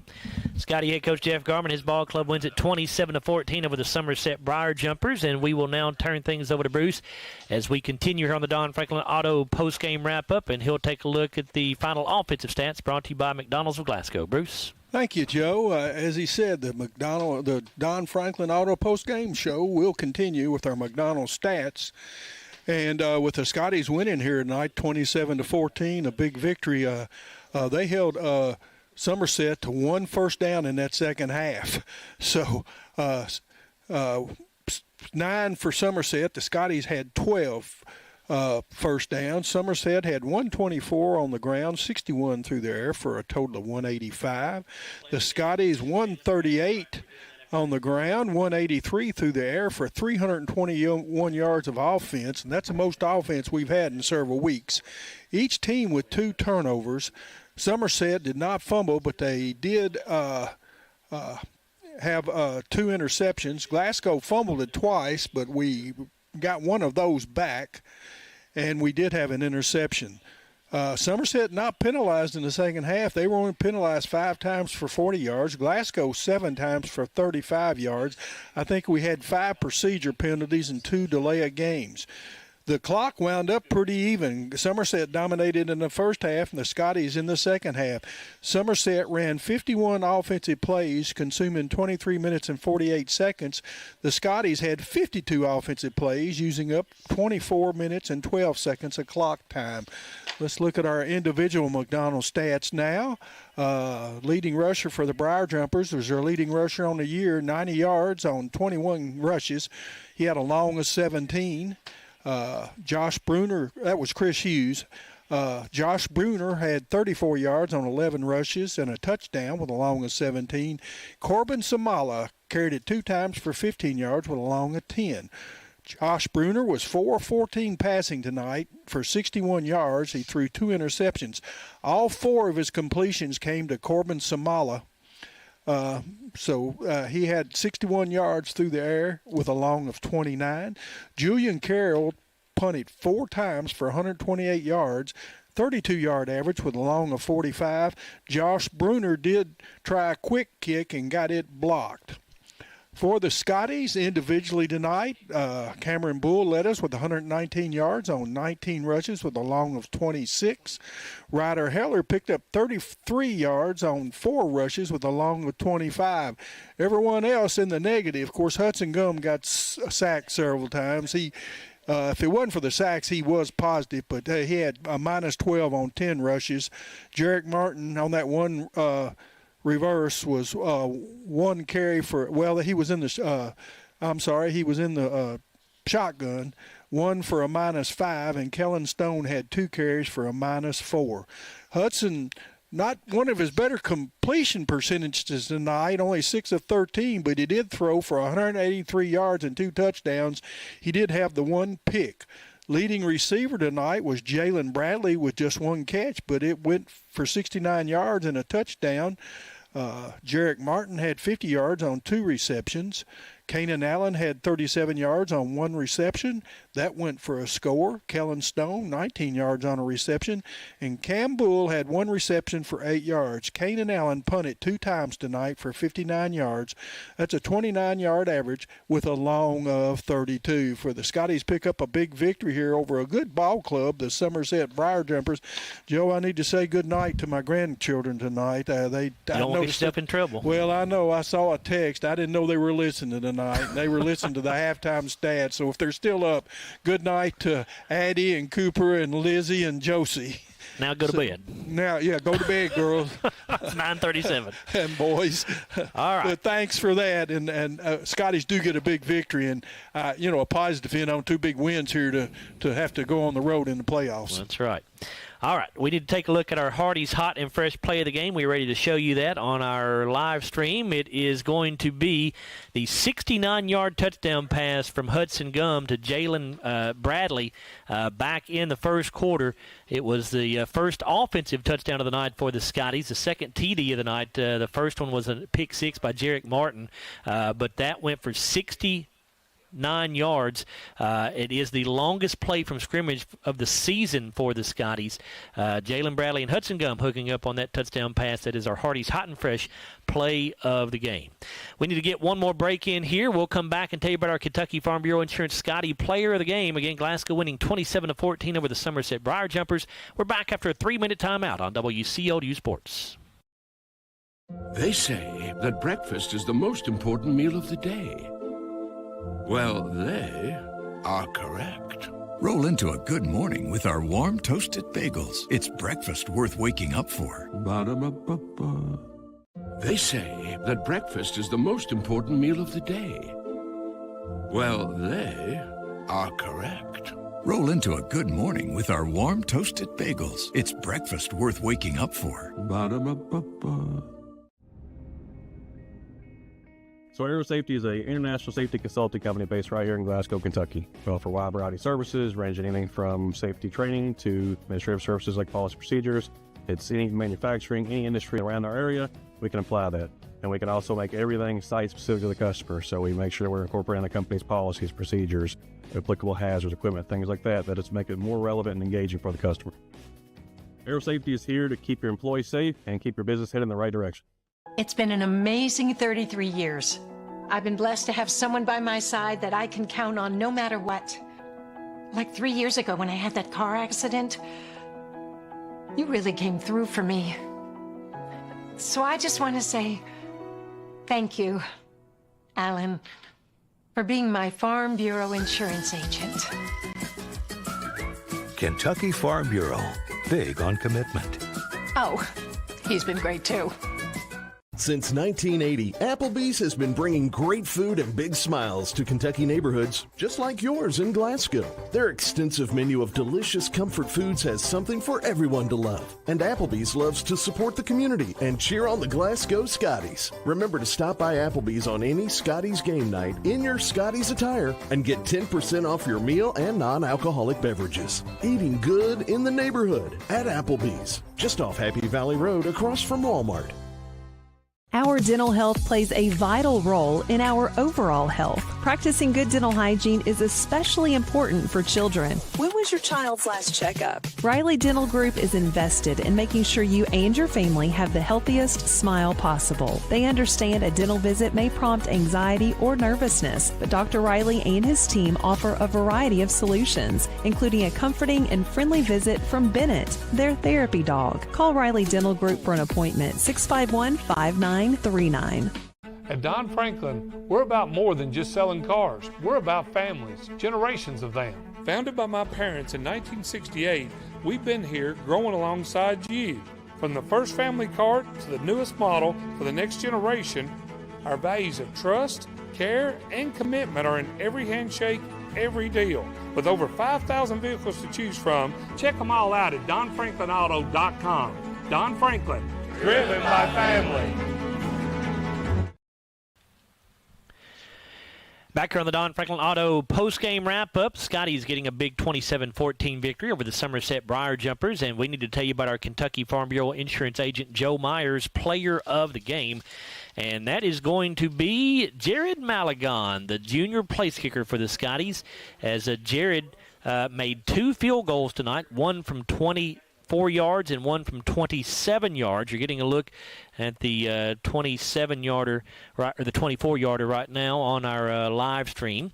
So congratulations to Jared Malagon as he made both those field goals tonight, also made 1 extra point, so he contributes 7 points to the cause tonight for the Scotties. And Jared Malagon, our Kentucky Farm Bureau insurance agent Joe Myers player of the game.